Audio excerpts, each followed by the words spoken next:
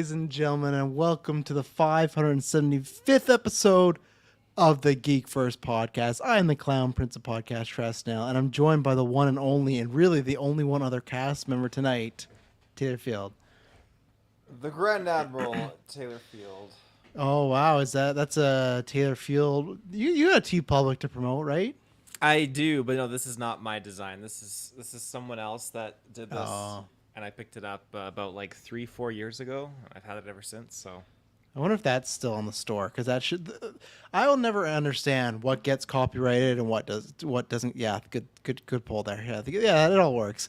I'll never understand what's get copyrighted and what doesn't get copyrighted. It was like 4-5 years later, I think, that our Hunka Hunka shirt got taken down, and that was like up there, and it's definitely parody. It's a picture of the Joker, but it's only outlined, and there's a GV on him and stuff. But that's okay. But yes, it is just me and Taylor. As Taylor was messaging or saying before, he's like, I'm like, I'm going live because I want to talk about the story. I'm like, going live. But Taylor, no, where's Kirkland? Where's Kirkland? No, Kirkland. Did you check the Discord yet? I'm guessing you've seen that now. I have not been paying attention to the Discord. No.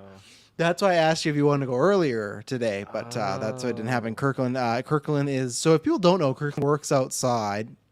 And if you know anything about BC, and funny, me and Taylor were talking about this for a potential filming thing, is from July to September, you can have the literal worst weather. So right now, which is kind of funny, Emily had it out. This episode GV 575. So yeah, it's just, now you drop. We have a Discord, just the four of us. He says, "Whoa, just me and Travis." Yeah, Dylan had not much interest because Ashoka Predictions is gonna be our main topic, then Disney stuff. So it's like he's like, "I'll just sit this one out." He's been cast, and me and him, we're talking Gamescom next week, so that's gonna be tons of fun. But he's like, "I'll sit this one out." And then Kirkland also said, or as we said, we have to pull a Norman ourselves because it's like, you're out, Norman, but it's doing it to ourselves. He's probably still on vacation. He isn't back yet. So there's so many weird topics. People, if you love GeekVerse, the randomness, that's what I was going to get to your comment. You're going to love this first 15 to 20 minutes. If you're the people that don't, you're going to one-star it. Definitely do cutouts, because the first 20 minutes, we're going to answer some Patreon questions. I got something to talk about Taylor and S-Bub's hot take, in my opinion. And I'm very excited for Taylor watching it, but we'll get to it in a second. Kirkland works outside, and the weather condition, which is weird because Emily is at it's at 11. I'm like, out of what? And she says out of 11. Very strange. The weather app or whatever she was using, like Kelowna weather, why doesn't it just stop at 10 for being the worst air quality? You think 1 to 10, why is it not 11? I guess it's it's that bad that it's not just a 10, it's 11. But yeah, so on the scales right now for air quality, it's literally the worst it can be here in Kelowna with smoke. We have multiple fires. The sun right now is literally red. It's just, there's so much smoke. So Kirkland, he works outside. I definitely want to talk to him about this on After 9, because I don't know what the fuck he does all day. Not saying, not in a lazy way, but I'm just meaning how The fuck do you do all day, Kirk? Yeah, you lazy prick. No, I don't know, because I used to work outside, and that was the worst. And when it was really, really bad, my job would say, "Hey, just don't come in. We'll figure it out. Maybe come in on the weekend," because I used to landscape. But with Kirkland, I don't know. I'd have to ask him. I don't know if he has that same type of because he's doing buildings. With me, it was landscaping, where it's okay, mow the lawn another day, do the weeds another day, stuff as long as the grass isn't crazy. But with Kirkland, he's doing electrical stuff, things that need to property. So I don't know how but that's why he said he said he feels one. And the other thing is too, it's this week's the hottest week of the summer. So not only is it the terrible weather, we've been rocking 40 degrees. It's been gross. It's literally that type of weather you walk outside and just boosh, you just feel the heat. It's awful. So yeah, Kirkland's I'm out. So Taylor and I holding it down at a newscast. It's a little bit of cantina conversation's gonna happen. It's just the old weekly geek times and stuff. So it's there you go. But Taylor, how are you doing today? I'm doing pretty good. I'm feeling pretty lifted and elevated to get into this. Yeah, the smoke was just brutal, and my shop gets to, when it's 38 outside, which is what we've been hitting this week. I think we broke 40 yesterday, which is breaking the record for the first BC city to hit that 40 mark first in Canada or in BC. Yeah, not something to be proud of, but we're breaking that record. So it sucks because you can't even open up the windows to let the cool air in, whatever kind of cool air in that's outside, because it's just so smoky. So it's unfortunate, but now here I am, and I'm at home in my office, and it feels very cooler in here, which is good. But yeah, I am honestly flabbergasted that, which we're going to be talking about later, Ahsoka is next week, and you got some other news topics, which I'm excited to talk about too. One that is actually really pissing me off, and I'll explain why, because it's draft related, but I digress. Okay, well, oh, right, yeah, we'll find out about that. But yeah, it also had to go live because go to the Discord. That's one of the many things you can join here at GeekVerse. We'll talk about all the things, but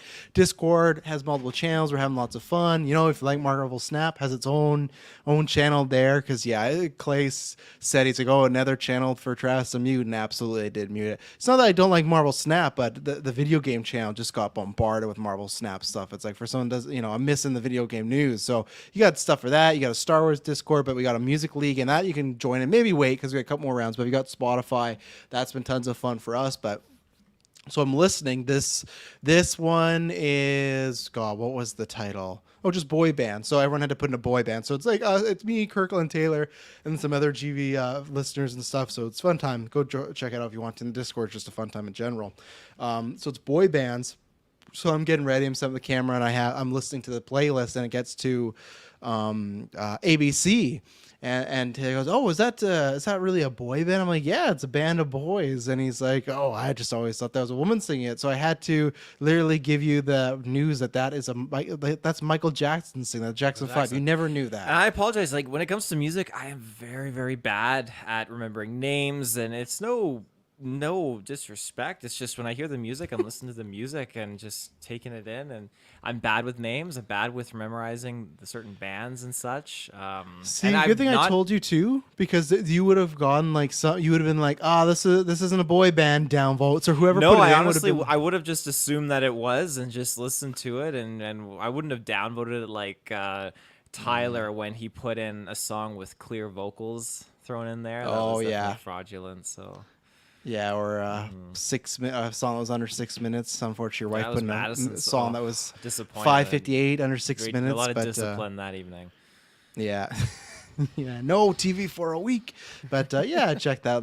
Lots of fun. And then S Bubs saying, just finished Cobweb. What you at there, S Bubs, for movies wise? I think I'm at 63 or 4 for the year, but I'm one up because I'm still counting Spider-Man Lotus. Spider-Man Lotus, it's not on Letterboxd. They took it off now, but I'm still counting that as my record. But you know, we're back to neck and neck. But it's we'll see how that goes. But yeah, Cobweb. I don't think we'll be reviewing that anytime soon. I don't think it's like good enough that I put in Golden Geeks, but I gave it like a 4.5 out of 5 because April watched it last week, and I guess she's kind of right because she said it was going to be very divisive, which I was like, no, I don't think so. I think it's just like a great movie. You're at 64 with Cobweb. I think I'm pretty close. I'd have to check.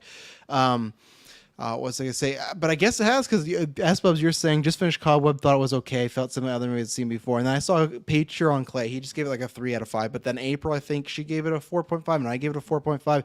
I really, really enjoyed that. I highly recommend it. It's on streaming now. They should have put that out on VOD. I guess it can be out, but they should have put that in the theaters then. I really, really liked it. The best way I contribute to it feels like an anthology movie that's a little longer. I agree that you could shorten it a bit, but I love the twists and turns. I love Anthony Starr in there, Lizzie Kaplan. I thought the kid was great. The third act fucking delivers hard, in my opinion, and I feel like they do like a great amount of like effects and real world stuff. So I don't know. I'd have to.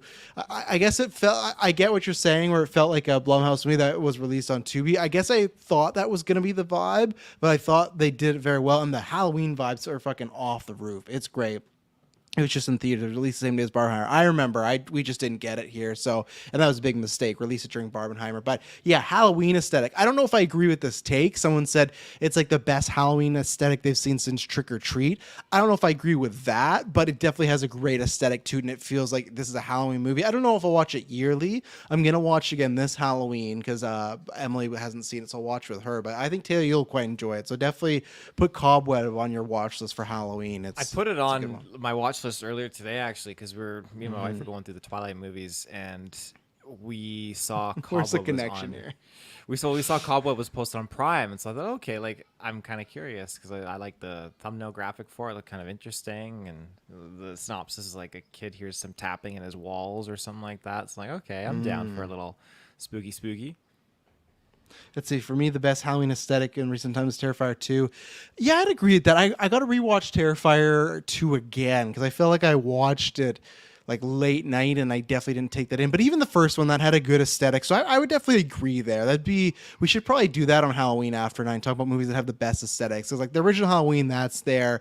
Terrifier 2, Trick or Treat, Cobweb I would put up there because it's such just a dour feeling. I'm trying to think of some other ones that I would have to... Oh, what's some other movies that have really good Halloween aesthetic? I'm trying to think about... certain Goosebumps episodes do. I know they're not movies, but certain Goosebumps episodes. And even though they are shit now, the old American Horror Story Halloween episodes were always great. What about any movies jump in your mind to have just a good Halloween aesthetic? Obviously, Nightmare Before Christmas, but that's kind of a cheat. I feel like that, as I just said that, yeah, like it does, but I feel like it's transitions into Christmas and stuff, but It's tough. Trying to think of like movies that do have that good Halloween aesthetic because I'm usually thinking of Halloween Town. I don't know if I've ever seen Halloween Town. Really? It's not for you now. I would specifically say for Goosebumps, the Haunted Mask episodes. Those ones, good Halloween aesthetic. Those I know. Those ones are good. There's also the one with like the two giant pumpkin. Attack of the guys Jack-o'-lanterns. Yeah, that's pretty good. Oh, I'd say I can't maybe Hocus wait. Pocus is kind of like Halloween-ish, maybe. Yeah, Hocus Pocus has that. Yeah. Well, it is on Halloween, but it's like what captures that aesthetic? Because there's lots of movies that happen to Halloween. Same thing. Like one day I want to make a Halloween movie, but you gotta go balls to the walls stuff. Maybe Halloween 3 kind of feels like that. Season of the Witch.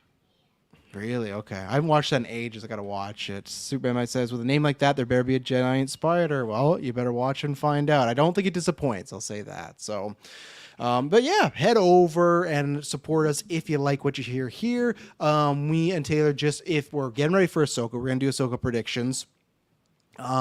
And I didn't really write much down, so we're going to go off the cuff here because it's been a busy week for me. But we have reviewed every season of Rebels, so go check that out. Season 1, 2, 3, 4, all of them. If you've seen them, they're a good listen. If you haven't, they're still a good listen. We try our best just to give overall as far as what the characters are going through, going into it, some backstory. Yeah, you can watch a YouTube explainer, but then...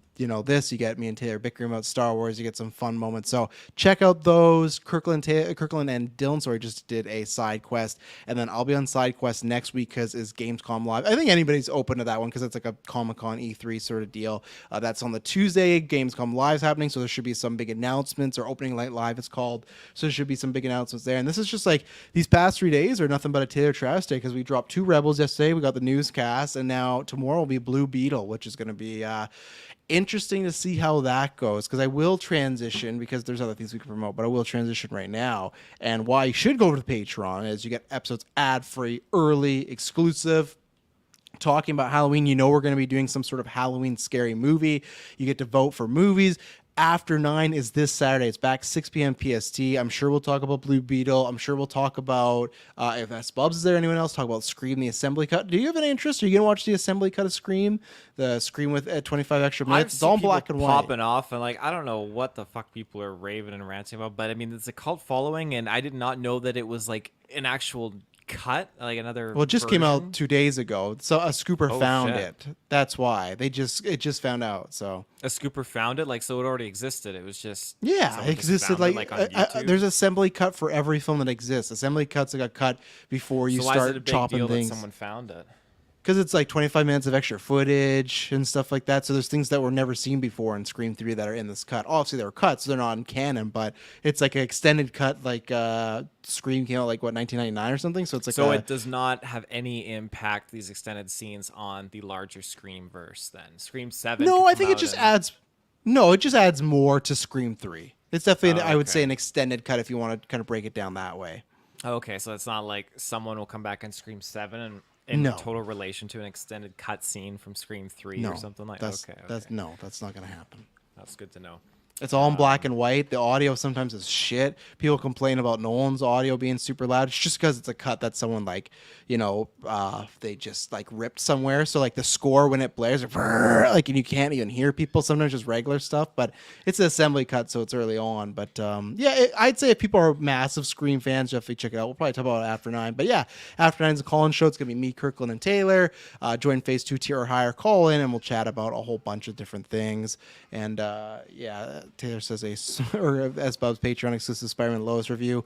No, I don't think I'm gonna. It's tough because I thought about doing it. Me and Taylor talked about doing it, but there's two reasons. One is because there's lots of stuff already on the feed. I don't want to try to like make the feed just I don't know, crammed up. And then second of all, it's just like there's more controversy that came out about it, so it just felt like a tough, watery situation. I did start watching it. I will say I got about 15 minutes in, and I paused it. Like I was very intrigued, and like full not spoiler. Just I snapped out of it when I saw the CGI car chase scene. Oh my god! I was like, oh, this immediately set the bar for what I felt like I was watching an unrendered Clone Wars episode or something like that.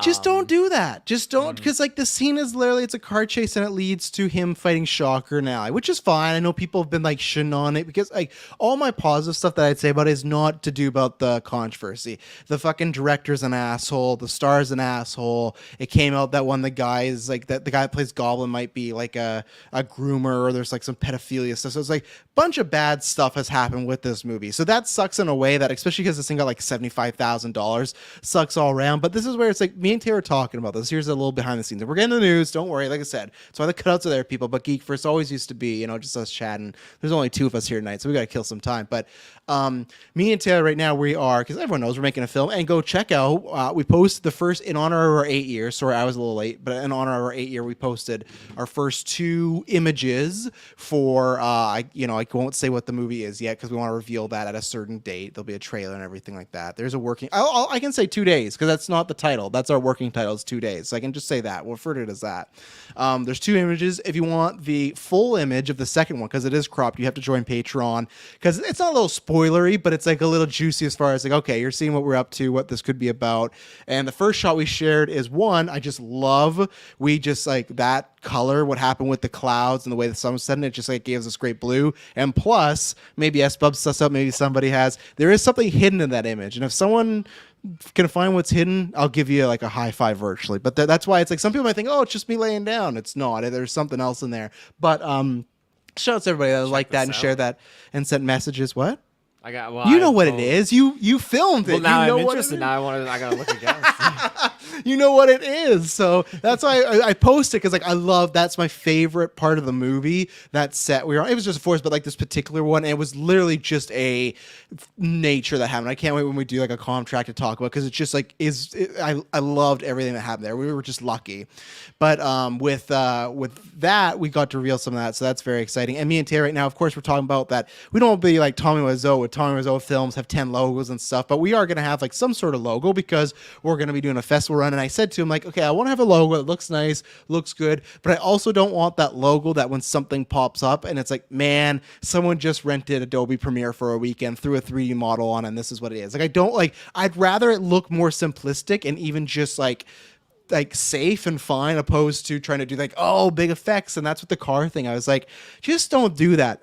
Even if you did it, the second you saw it, you should be like, okay, let's cut that. Because there's times, even with the film so far we've done, there's even practical stuff like, yeah, you know what, now looking at it in this context, it just doesn't look good. So yeah, I don't recommend the movie, a controversy aside, because I think lots of people will think, oh, hey, that's why. Like, I have it ranked as my, I think I had it as the lowest movie of the year for me. And it's just because there's just, it's long for the sake of being long. It's very depressing. It's not fun. I'm not saying a movie has to be fun, but these are guys that talk about like, oh, they feel like they have like we know the best thing about Spider-Man and they have all the knowledge, and we like the MCU did a bad job. Like, I've always said I'm all down for superheroes being depressing, but it's just like nothing but, and there's lots of storylines. It's messy, and not so much acting wise. I don't like to take it to task, because they're like, they're making movies because it's the budget and the people they have. The same thing as us, me, Kirkland, Taylor, anyone else involved. We're not professional actors. If we had our way, we'd be hiring people, but we do the best we can.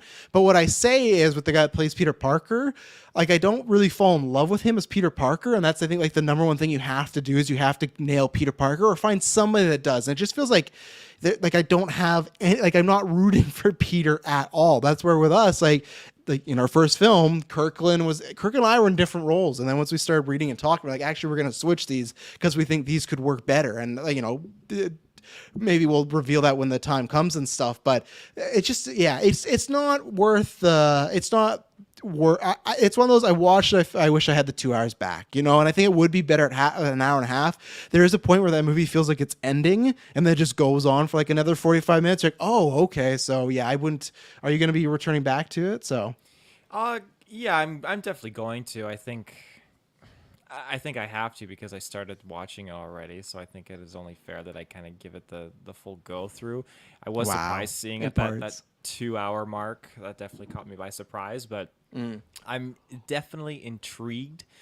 The friendship, like from what I saw, just the friendship between the friends felt really awkward. I felt like this is like Riverdale or something kind of like that in a dystopian kind of way. And just Gwen's like storming off, and Harry's like, "Come on, I'll buy." I'll buy the best like sandwich in town or whatever. It's like, this is really like, why are you pressuring her into I this? actually It's like the so Harry weird. guy. I like he comes off as a good Harry Osborn to me. He's the one I like the most, but there's controversy with that too. So that's always great stuff. But yeah, there's your mini Spider-Man Lotus review. And S-Bub says, looking at the photo, all I can see that there's like a red string in the background. Maybe it's just red plants, and there's an axe or hatchet. Well, there is plants, but no, yeah, he says definitely or might be an axe or hatchet. No, there's not. So that's why. And honestly, it might be a thing that no one gets until they watch the movie. It is like like this is spoiling our trick. There's in this film and another film we've talked about this many times. We love Hereditary. Like I love Haunted. What is it?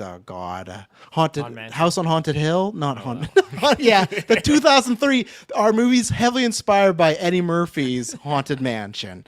No, it's I think we all love the jump scares that are the something's there and you have to look to find it, and not like I think there could be loud music in our thing, but we're not ever going to be doing like 2 hours of burr, burr. That's not what I want to do as a director. So that's where there's a lot of stuff in these movies where it's like, okay, can you see, especially the second one, because that's a bit longer, but there you go. So head over to Patreon. You get the exclusive look there, and you can send questions at any point, at any time for our newscast. And we're going to start that spot because we're talking about Blue Beetle, which we are reviewing tomorrow, me and Taylor. Just the duo here, the good old the Wolf Order boys. Blue Beetle box office opening weekend predictions. Will it pass Barbie for the number one spot this weekend, or will Barbie hold? Now, I suppose maybe you didn't listen last week because we did do this in our Blue Beetle, tracking predictions, but that's fun because the second part will pass Barbie, and that's what's interesting. So Barbie's been on top for 4 weeks. So you look at the past month, we talked about this a little bit this week, but it's a good question to ask because they are neck and neck. Blue Beetle started at like 12 to 15, and then it went up to like 28 to 32, I think it was, maybe even 35, and right now it's tracking for 26. Barbie's tracking for 21. So it's like a neck and neck race. And I think this is worth talking about because we'll talk about tomorrow. It's different every town because I got Clay. I put it in the GUA and the Discord. Most of the people in our Discord weren't seeing it. Chris said at his screening there was about 10 seats sold. Clay, who's in Texas, had like 2 screenings that had lots of people in them. So people in Texas like looking for this. But I used 5 screenings. The one screening that's in near Kelowna, that's like a smaller theater, so usually sells out. It didn't. It had only had about, I think, like 12 seats.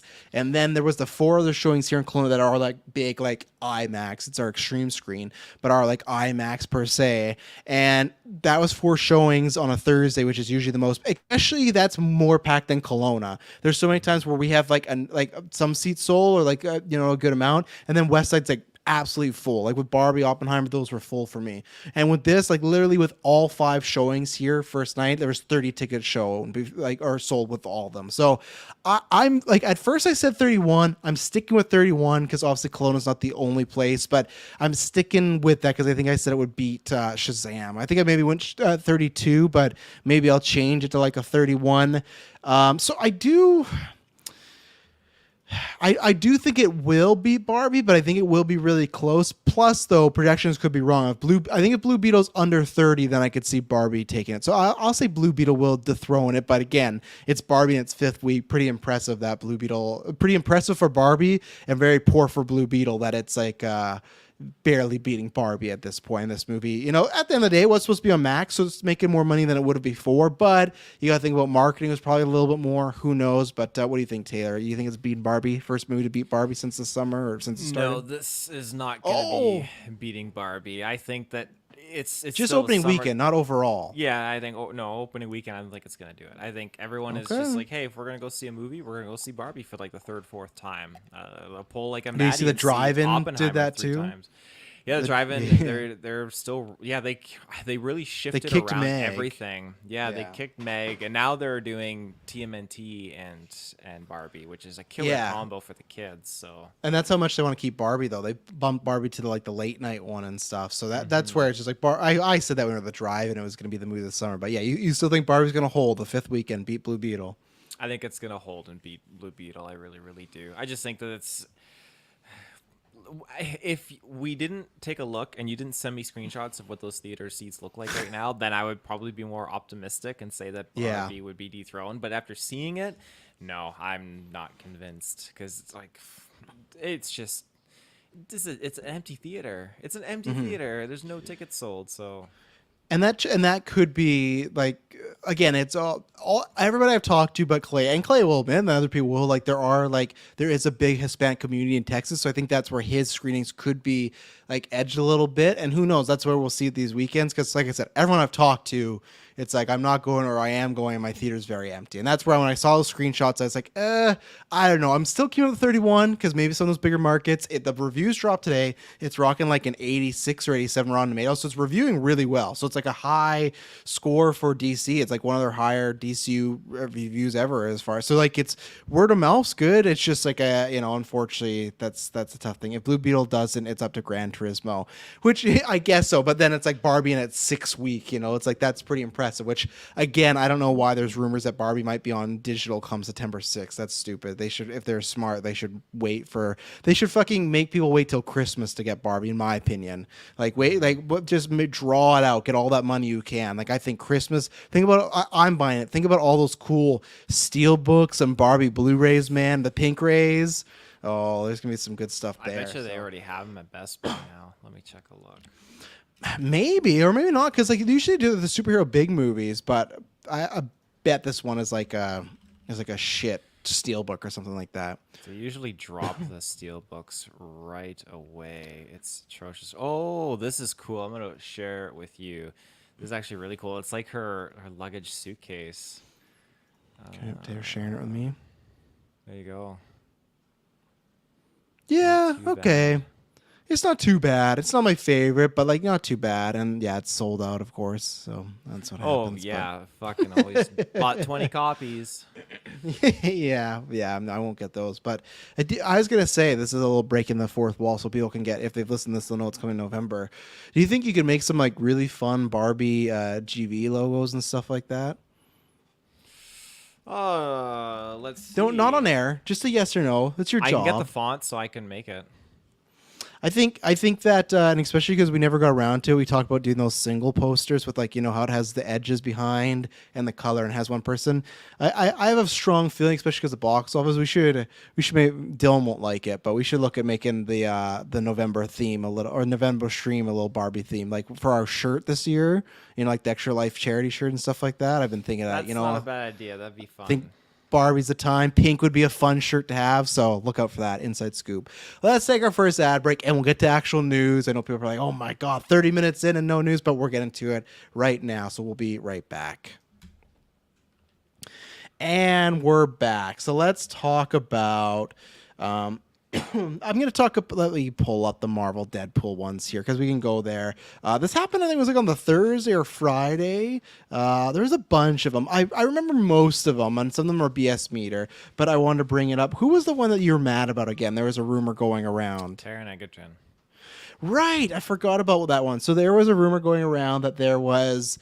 Taron Egerton is going to be... So these are all rumors, and the reason I'm fine with saying this, and we're going to do a little bit of a BS meter with these 4, there might be 5, but I'll check, is because some scoopers put this out, one person backed it, and then some other scoopers said no. So it was a scooper war over these two, like over these scoops. Some people saying yeah, some people saying no. I think they could just be talks, whatnot. So that was one of the rumors where it was Taron Egerton was rumored to be a Wolverine variant. Obviously, there was rumors about him being cast or talked to us about Wolverine before. I think that's kind of over now.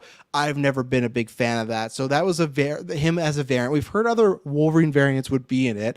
I guess I could see some sort of joke where Taron Egerton walks in and they're like, Deadpool or a studio exec is like, they could either go two ways. He could just be a variant, or I think it would be funny if they were pitching him as like, oh, this is gonna be a replacement. Like this is the younger you and stuff, and this is what you're gonna happen. One, how would you feel if this did happen? And then two, what's your percentage of it actually happening?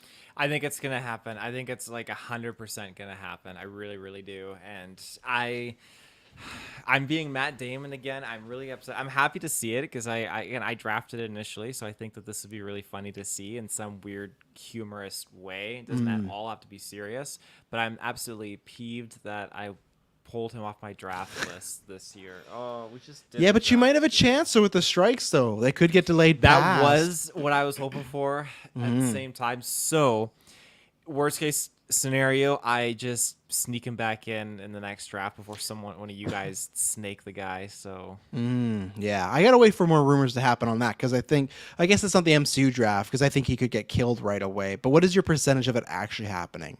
I think it's 100% that it's gonna happen. Oh my god, I think it's happening. 100%. Yeah, because even before all this, like years ago, like it was rumored, and I saw that. And I'm pretty sure I had him in my draft list like 2 years in a row. I'm pretty dead set on the fact that I think he's gonna be in it. So Yeah, S-Bub's caught this. Everybody, if you want to get some scoops and whatnot, go to my letterbox. He said I also found that 4AC list on Travis Letterbox, copying Margot Robbie's letterbox strategy. Yeah, maybe that's a hint to the title. And yeah, there's going to be some other lists on there. That one's just kind of for fun because I want to put it in there. But there are other ones that we're filming coming up that I actually want to put on a list and film them all. So yeah, go check out. I got to change my letterbox name to Travis Snail. Thank God. No more Call the Joker. It's dead. So I'm at 30% on this. Hugh Jackman has worked with him before, so they got that collaboration. I don't see it. I feel like it's a fun rumor that someone can throw out there, but I feel like it's something someone can say, oh, it just didn't work out, didn't go around. And I guess I was going to say, I don't think it's as big as Nick Cage being Superman, but again, tons of people didn't know that. So this would just be Taron Egerton as Wolverine. So I could, that's why I'm not saying zero. I could see the pitch happening. It just feels like something that a scooper could have got fed incorrectly, or maybe someone says no. But I would want to happen because that means if it happens here, he probably would not play Wolverine continuing forward because like I said, I think he'd get killed off right away or they'd use it as a joke. So I'm gonna say 30%. This one I don't see happening, so we'll find out from there. This brought up bad memories because trying to get tickets for this woman was one of the worst experiences of my life. I also had Taylor the whole time I was trying to get tickets messaging me about Amazon Music and all this stuff. So it's like notification. But yeah, I somehow got Taylor Swift tickets for Toronto, more for the kids. So it was a brutal experience. But that's been a rumor going around that Taylor Swift is going to be playing the mutant known as Dazzler, who her powers are that she sings. Taylor, what do you think about this and what's your percentage? I think this is another 100%. I really think this is going to happen. Another 100%. I think it's 100%. I think it's going to happen. These just seem like so spot on, and I feel like they would easily throw Taylor Swift in there. Like, let me see here. I'm curious. What are you going to search out that helps you? What are you going to search out that? I'm curious what other movies she has been in. Not many. She was in America, or she was in. Was she in Amsterdam? Was it American Hustle or Amsterdam? Yeah, not great movie. Yeah, she's in Amsterdam. Cats. So she's got some stuff in here. She's in the Lorax. She does not and wasn't she in He's Not That Into You or something like that? She's in Valentine's Day. Valentine's Day. She does not have a good. Kutcher. Yeah, that's when she was dating Taylor Lautner, and they did that movie together. That's like a bunch of people. She does not have a good record movie-wise. That's a bad filmography right there. Well, she's a singer more so than So look at Lady Gaga's filmography. Yeah, get a new agent. Lady Gaga is fantastic. She's got a good agent, but I think Taylor Swift, she's got a good agent for the music side. She needs a better agent for the film side. That's what I'm. Well, I know, but I'm just saying it's possible. It's possible to happen. So you're 100% on this. 100%. Yeah, throw her in there. I think that'd be fantastic. I looked at the comic book picture of the Dazzler, and I'm like, this is it. That's T Swift right there. Taylor to Taylor. Like I'm calling it now. Taylor, jeez. Yeah, I am 60%, so I'm in the camp that I think this could happen. If people don't know, like her and Blake Lively and Ryan Reynolds are like really, really good friends. There's stuff that Emily tells me all the time that she'll drop like hints about what their child's names are and stuff because their child names aren't public. So she like has like lore to the Reynolds Lively family in her songs, which is just like wild. It also created one of my favorite. Can you please search up while I'm talking? Ryan Reynolds, Blake Lively, Tom Hiddleston, Taylor Swift photo. It's one of my favorite photos. That apparently, like the rumor was that Tom Hiddleston and Taylor Swift were just kind of probably just like sleeping together, but it was like after a relationship of hers, so they didn't want to make it seem like she was cheating. This is all like rumor and speculation, right? So they posted this photo of all of them together to make it seem like they are like this big couple. But my favorite thing, and make sure you screen share it, is Ryan Reynolds' expression in this photo because it just looks like he does not want to be there at all. Oh, here it comes. No. It's a photo that, oh, it's this one right in the second photo. I don't know why you're showing me like car cam creeper photos. Jeez, the expression. No, second photo. One? Look at this. Yeah. So can you enlarge it all? Can you click on the link and see if you can get it? Oh my God, it's the best. Oh. Sorry, please explain. I don't understand everything about this. It looks normal to me. Look at Reynolds. Like, you think? Look, everyone's so happy. Does Reynolds look happy in this photo? Not really. But what's the humorous about that? Because to me, it's just like it's a photo op stage. Like this was like Tom Hiddleston, Taylor Swift, they're together, they're a couple. And when this came out, it was just like Reynolds looks like he would want to be anywhere else in the world but taking this photo. It was just something that I've always find funny. That like, man, it's just everyone's having a great time. Please, everyone, look it up. It's Taylor Swift sitting on Tom Hiddleston. It's Ryan Reynolds, Blake Lively in the middle, and then there's some other people on the side. But Reynolds' expression is just the fucking best here. But like I said, they're good friends. I think she would be in there. Maybe they same thing, kill her off quickly. Taylor Swift did a cool thing last Halloween where she had Ryan Reynolds like actual costume for Deadpool. So I think that's cool. So I'm a 60% on that one. So,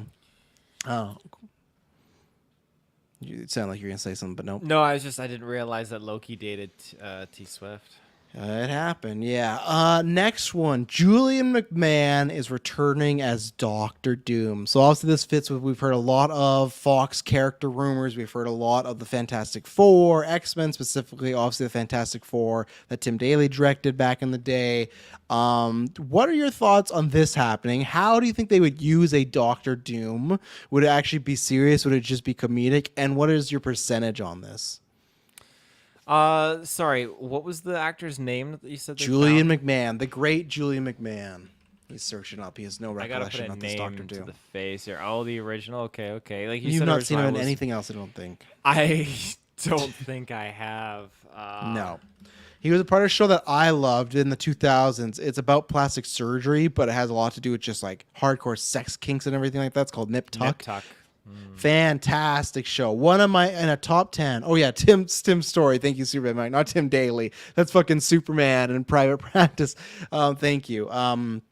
Yeah, no, it's one of my favorite shows in my top 10. Absolutely love it. There's a serial killer in it. There's a bunch of good stuff. The Carver, my God. But Julian McMahon is fantastic. I'm going first because I'm talking. He was somebody that legitimately was perfect casting for Doctor Doom, but the script is quite shit. He was so damn like just right for what I think you could do with Doom, but he didn't get the chance. I don't think this would be as mea culpa. I don't think it's like, oh, Dr. Doom's the main villain and here he gets to go. Like there's rumors right now that Ian McKellen's Magneto's kind of the main vision, and it's like the 838 version. So we'll see. And there has been more rumors, again, Scooper Wars. Some Scooper Wars, like some are saying that Elizabeth Olsen's going to be in this and some are saying she's not. So I'm very curious about that. But I think he would be just going to pop up. Maybe if you go into a world, the Fantastic Four are still fighting Doom. And I feel like it would just kind of be comedic. But at the same time, I don't know if they want to do that because they're going to use Doom eventually. They might want to spruce him up. So I don't know. This one I'm... it's not one that I would not believe wouldn't happen because I don't think Julian McMahon's doing anything. He'd take the call. But I think for some reason I'm actually just like a 40%. I'm close to 50, but I'll go in the no category for now, but not a hard no. So that's where I am.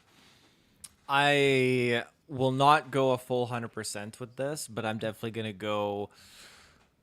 I'll go 75. I think that there's a high chance. I really, really do. I'm at the point now in my life where, having Oh God, seen Multiverse of Madness, I've seen some things, and I think that they're not Flash. holding back. Yeah, Flash definitely. I think that the ability to pull these different characters in, especially when you have Elektra coming in, like holy shit. So I'm not surprised whatsoever if they were to pop him in there. I do think it could get a little convoluted, and it is Doctor Doom. Then I don't know if you want your initial Doctor Doom introduction to be him, because then Yeah. well, that being said, then it's tricky because like, oh, we got that with Mr. Fantastic. That was Yeah, they with just killed him off like nothing, right? John So Krasinski. Yeah, they killed him off like yeah. nothing. So who's to say? But I will put stock in the fact that I could see it happen at 75%. And what do you think about the percentage of like Ian McKellen? I think we're all 100%. I think that and Stewart's happening. Even though people have said that Stewart's not on this, I think Stewart's coming back at some point. Where are you on the Olsen thing? Because people, if they want to skip over, it's not, I don't think, a big spoiler, but if you want to skip over like 5 minutes to not hear anything that could be a potential thing, do it now. There's a rumor that the story for Deadpool 3 is going to connect with 838, and there's like a power vacuum after Wanda killed the Illuminati, and Magneto's kind of taken over. And apparently in that world, either it's a relationship or they're actually by blood. They're going to do the Magneto and Wanda, being father and daughter. What do you think? Because some scoopers said, yeah, Olsen's in this. She's coming back and to play a role. And then some have said that, no, it's just like they mention her by name, but it's more just other characters. What do you think the chances are of Olsen actually coming back? I think there's a high chance because you have the Olsen that exists in that alternate universe, that she has her kids and all that kind of stuff. We know she has powers and everything. So I think that they're going to want to address the fact that Olsen variant did not disappear. She still exists there, and she's probably going to have to deal with the consequences of her actions. So Well, it'll they're be not her interesting to see actions, though. Yeah, but Right, no she one was else possessed. can say that. Well, who else is going to be able to confirm that? I mean, everyone that could really attest to that was murdered by her, and so everyone else just sees that. No, you could it have was Wanda that strolled in there and killed everyone. Christina Palmer, or whatever her name is, right? Rachel McAdams. She could Oh, attest. yeah, She got that's kept alive. true. Because I Yeah. think that what the rumor is, it's pitched as it's not so much. It does sound like there's a power vacuum in 838, which I'm really happy we're going back to. I love that. I don't know what's going to come of this. I like that some of the rumors are that this universe wants to go to war with the 616 for attack them. I really like that shit. I think that's really cool. That's fun stuff. Instead of getting a bunch of multiverse stuff and even the Kang thing, we'll see how that goes. I love that there's just this one universe that's pissed that this Wanda came in, took out some of their top people in Captain Marvel, Captain Britain, or Captain Carter, Fantastic Four, Reed Richards, Xavier, killed a bunch of people. So I'm a 50 on her actually being on that, just because almost like the Doctor Doom thing. It's like, there is an argument. Yes, it's a multiverse thing, but there's almost an argument you can make that the next time you see Wanda, you want to be in the 616 and you want to be an important moment, right? When she comes back, it's like, wow, she's back. Where if you see her, even in this one, you might feel it's not as missed. So I'm 50-50. Literally, I don't know if I'm leaning yes or no. So that's why I'm right on the dot. I could see both going that way. So we'll see. And then finally, the last one is that an older version of Daphne Keane playing X-23 will be in this. What do you think about that? Daphne Keane.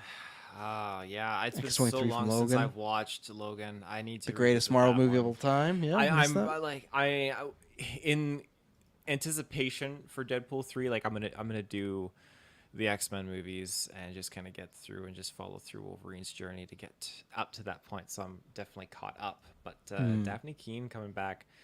How long has it been since Logan came out? Well, like 2017. 7 years. Oh, 2017. So 6 years. Okay. No, I think you're right. It was 20. Yeah, 6 years. 6 years. Go. It would be 7 by the time this movie came out. Right. Yeah, no, I think that'd be really, really cool to actually bring her back. And I don't know in what context, what narrative you do, but how can I speak to that with majority of these characters coming back for this movie? So I just think that it's great to throw her into the mix and just to see her reaction to a different Logan, multiple Logans, Taron Egerton. Like, I just think that it could be really, really humorous to see. And if she's even the same one from the Logan movie, maybe she's a different one that exists. I don't know what their context will be, but it's cool to think about. So I'm down for it, but I'd probably go more like a 65%. I could see it, but I'm not going to like put my foot on it. That's going to happen. Yeah, I'll play Switzerland again. I'm a 50-50 on this one. For the want, definitely want it. Out of all these cameos, really, I think it's the one I would want the most out of, because Julian, I'd love to see him, but that'd be a small role. Taylor Swift would be fun.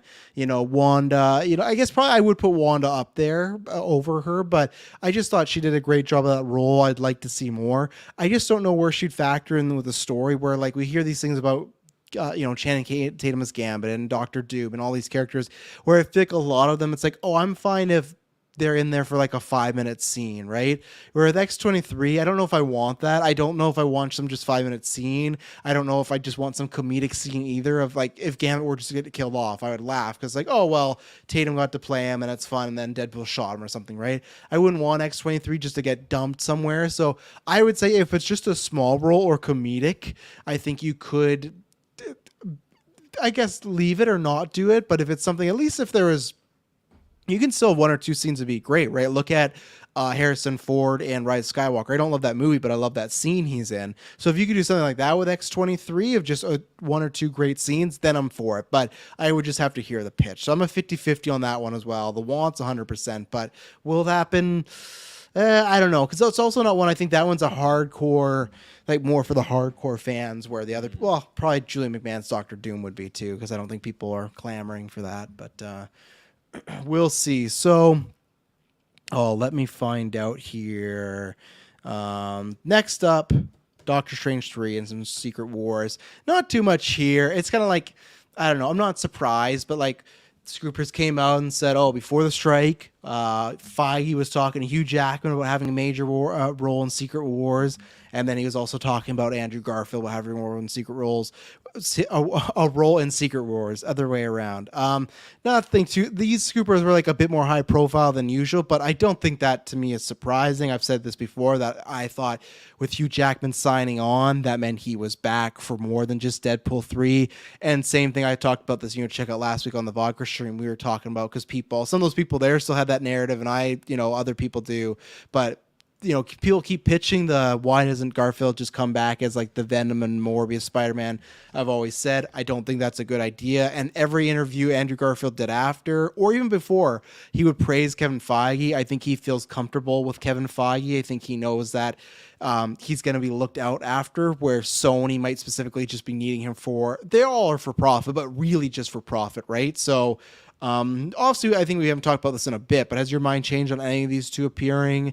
Hugh Jackman having a major role, would you take that as like a starring role? Like, what do you take by that term? Because Garfield he would appear in Secret Wars, and then the Scooper said Hugh Jackman would have a major role in Secret Wars, which I think he'd be in the, if there's a trinity in that movie, he would be in it, whatever it would be, like main characters. Like, I wonder how the story would really kind of be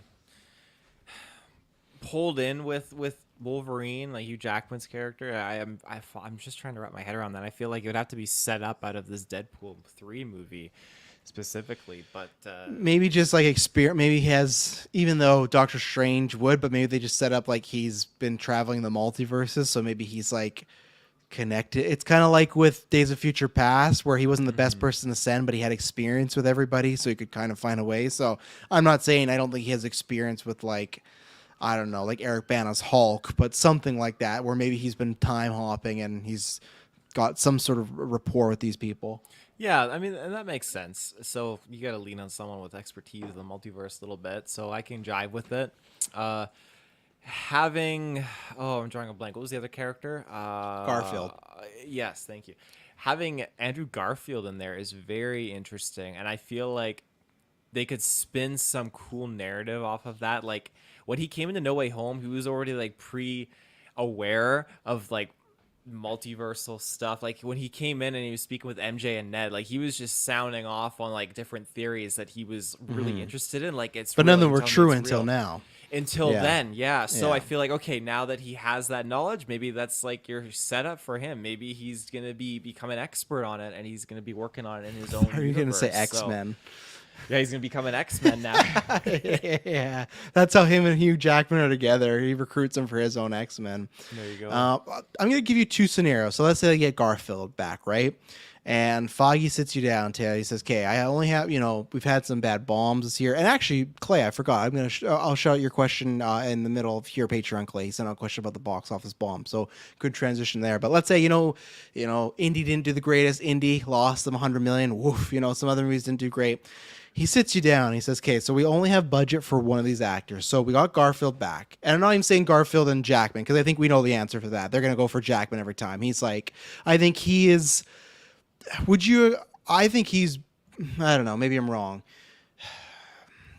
In the hierarchy of people they could bring back, to me, it's Downey and Jackman. Do you think there's any debate of Jackman possibly being bigger than Downey? Like, let's say same thing. You could only bring one back for Secret Wars.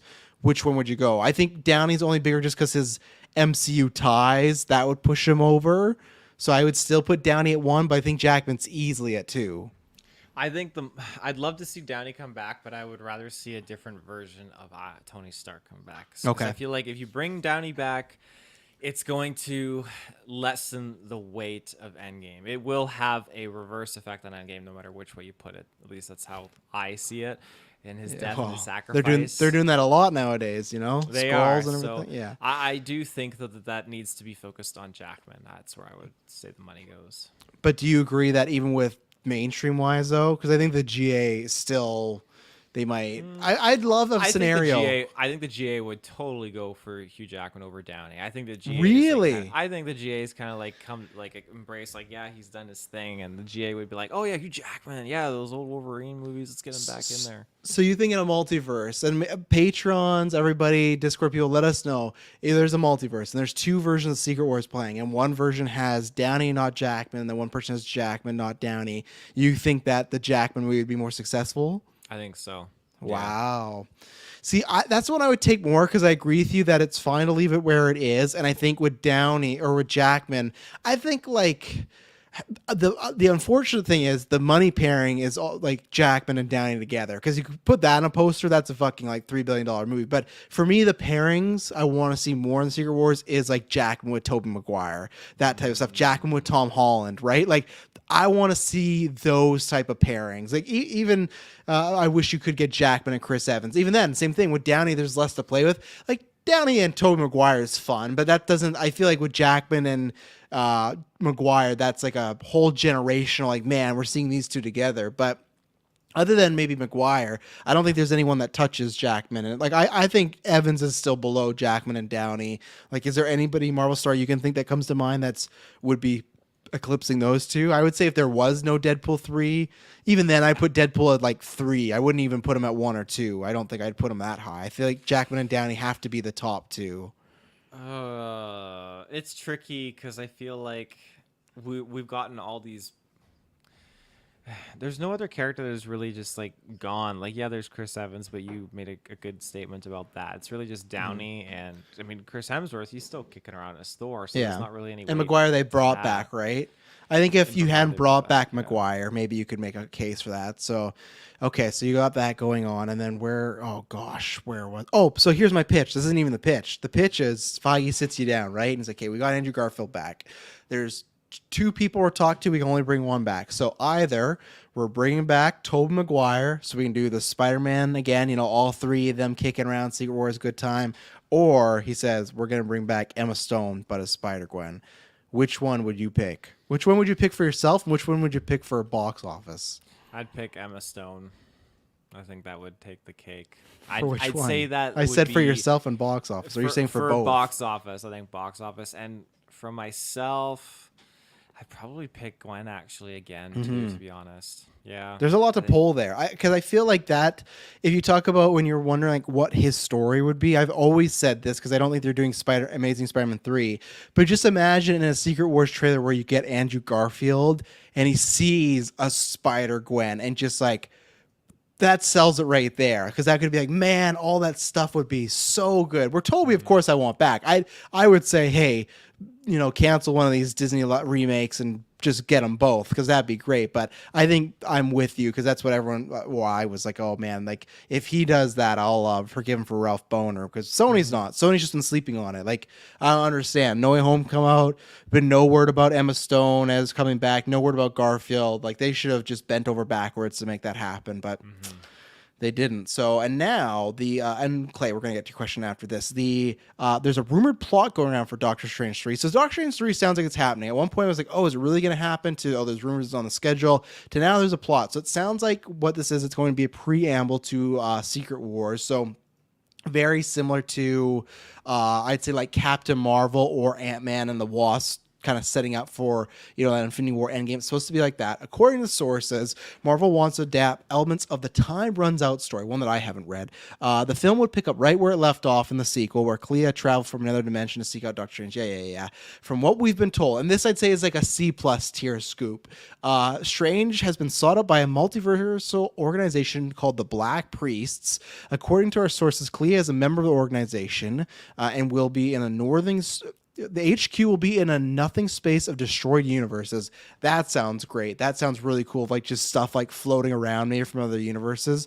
But as I continue, which exists in the space of two dead universes caused by incursion. It's revealed that the multiverse is dying, which I think is probably a smart thing after the saga, is to kill it.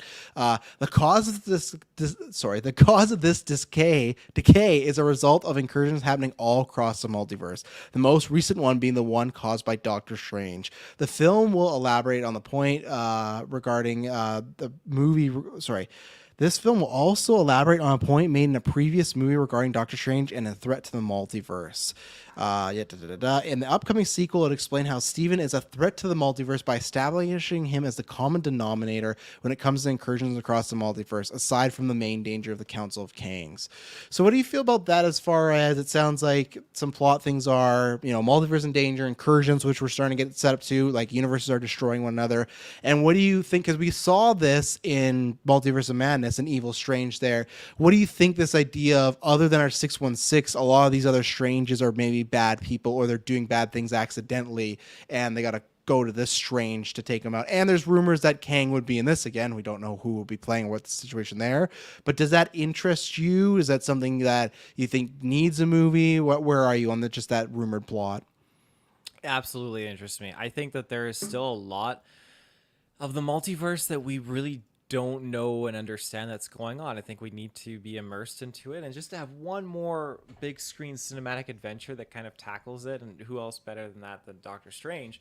I think that would help bridge the gap a little bit and set us up with what's going on in the overarching narrative of the multiverse, because something is definitely going on, but I don't feel like we've really had that established a notion of like, what are we worried about? Like, we're just worried about Kang, but I feel like there needs to be something else going on with that. Like, at least with Thanos, it was like, it's not just like I guess, yeah, with Thanos, it's like Thanos is a villain, but then the overarching like big problem was the snap and like half the population disappearing. Whereas this, it's like, okay, it's just Kang, but like, what is Kang's goal? He's just a warlord. He's going to take over, assimilate. Like, there's something else that has to be overlooming with that.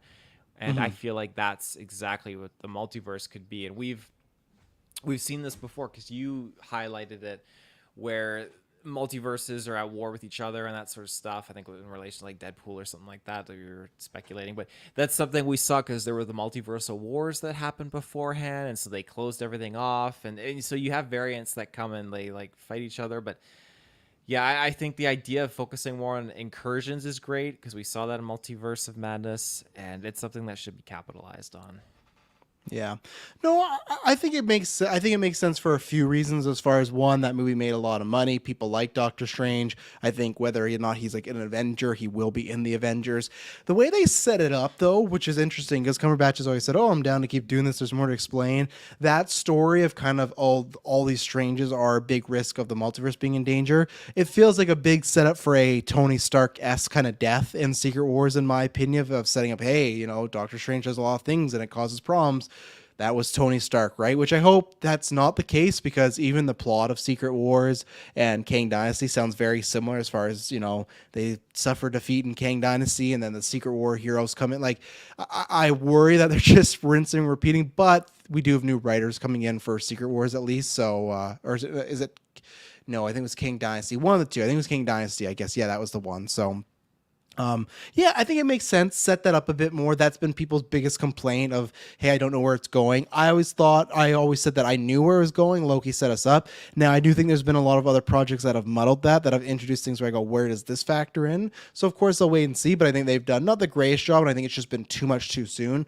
I saw this terrible stat, and it's completely true, that since Sam has become Captain America, we've gone 18 MCU projects and we still haven't seen him as Captain America since then.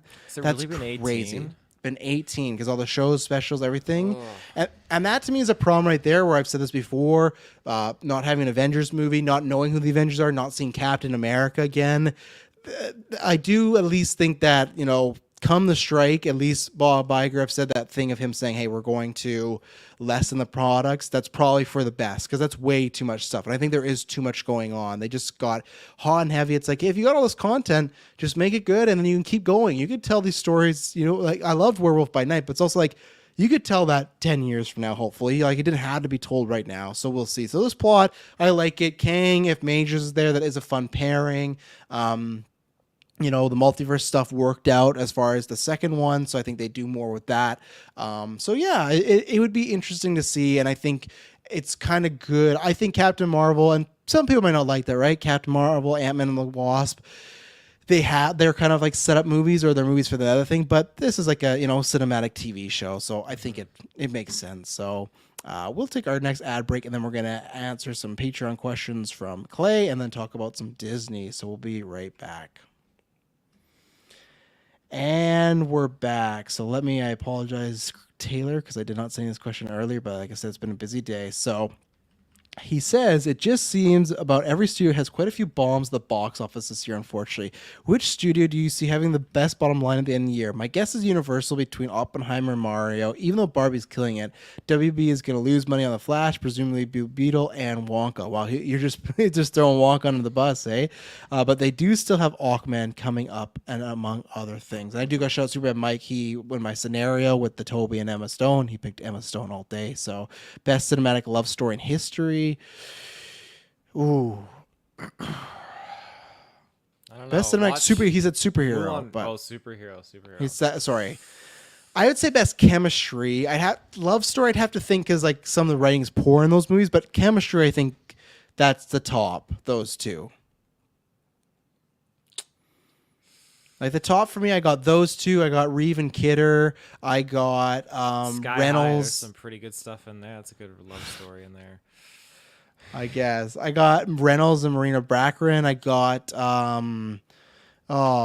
who just recently? I'd say Gal Gadot and Chris Pine. They got great chemistry. But would you agree with that? Do you think they got the best chemistry, Andrew and Emma, as far as the superhero fair goes? I can't see much contention with that. I mean, honestly, if I were to conflict with it, I would say Henry Cavill and I can't remember Lois. Amy Adams? Name. Yeah, I really you thought they had good chemistry. Oh, really? When he gets into the bathtub, it's steam and chemistry. That's just a steamy scene. Chemistry doesn't bounce off each other. Like I think they have like fine chemistry. All their scenes together, it's all just like that. Oh, so good.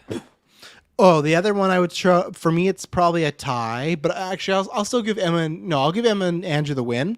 It's two Batman related. Number two, I have Keaton and Pfeiffer. Those two off the charts in Batman Returns. And then also I think we should get more of it, but is oh gosh, that's best chemistry, but I can't remember her name. It's Monica Baccarin and Monica Bellucci. They're very close. I was mixing them up, but is Zoe Kravitz and Robert Pattinson in the Batman. Yes. I thought they had some really good chemistry as well, and I think even more so. I think when we get to that point where she knows that he's Bruce Wayne, oof. We're going to get some spicy stuff, like just them kissing. So yeah, there's some good ones, but I'll give you that. But so yeah, Clay asked, what do you think company's going to have the best bottom line? With Blue Beetle, I don't know if it's going to lose money. I think it's going to like break even, maybe. It depends on the second weekend drop. But if good word of mouth, that could help it. But I think it's gonna like break even because I think it's only like a 70 to 80 budget. So but again, the idea is you're supposed to double budget, right? So it probably will lose some money. You're probably right. I do agree that Wonka would lose some money. So I don't think WB. I think Universal, yeah, it's really tough with Oppenheimer and Mario. Oppenheimer right now is projected to finish anywhere from 820 to 900 million. That's fucking ridiculous. Congratulations, Taylor, winning the draft. I know the year's not over, but come on.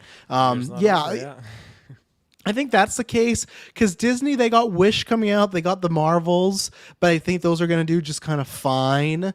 You do have Warner Brothers with Dune, so there's a chance. I'm very curious to see what Dune does. I think the hype is there big time, but remember when Dune came out the first time, it was in the COVID era, right? Mm-hmm. So it had reduced box office, and it could be like Spider-Verse where it absolutely explodes because I think Dune is like what? It's like 500 million or something. Let me see.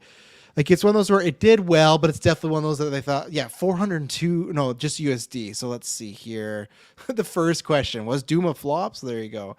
Where I think it's one of those where, okay, give me this no, it is worldwide.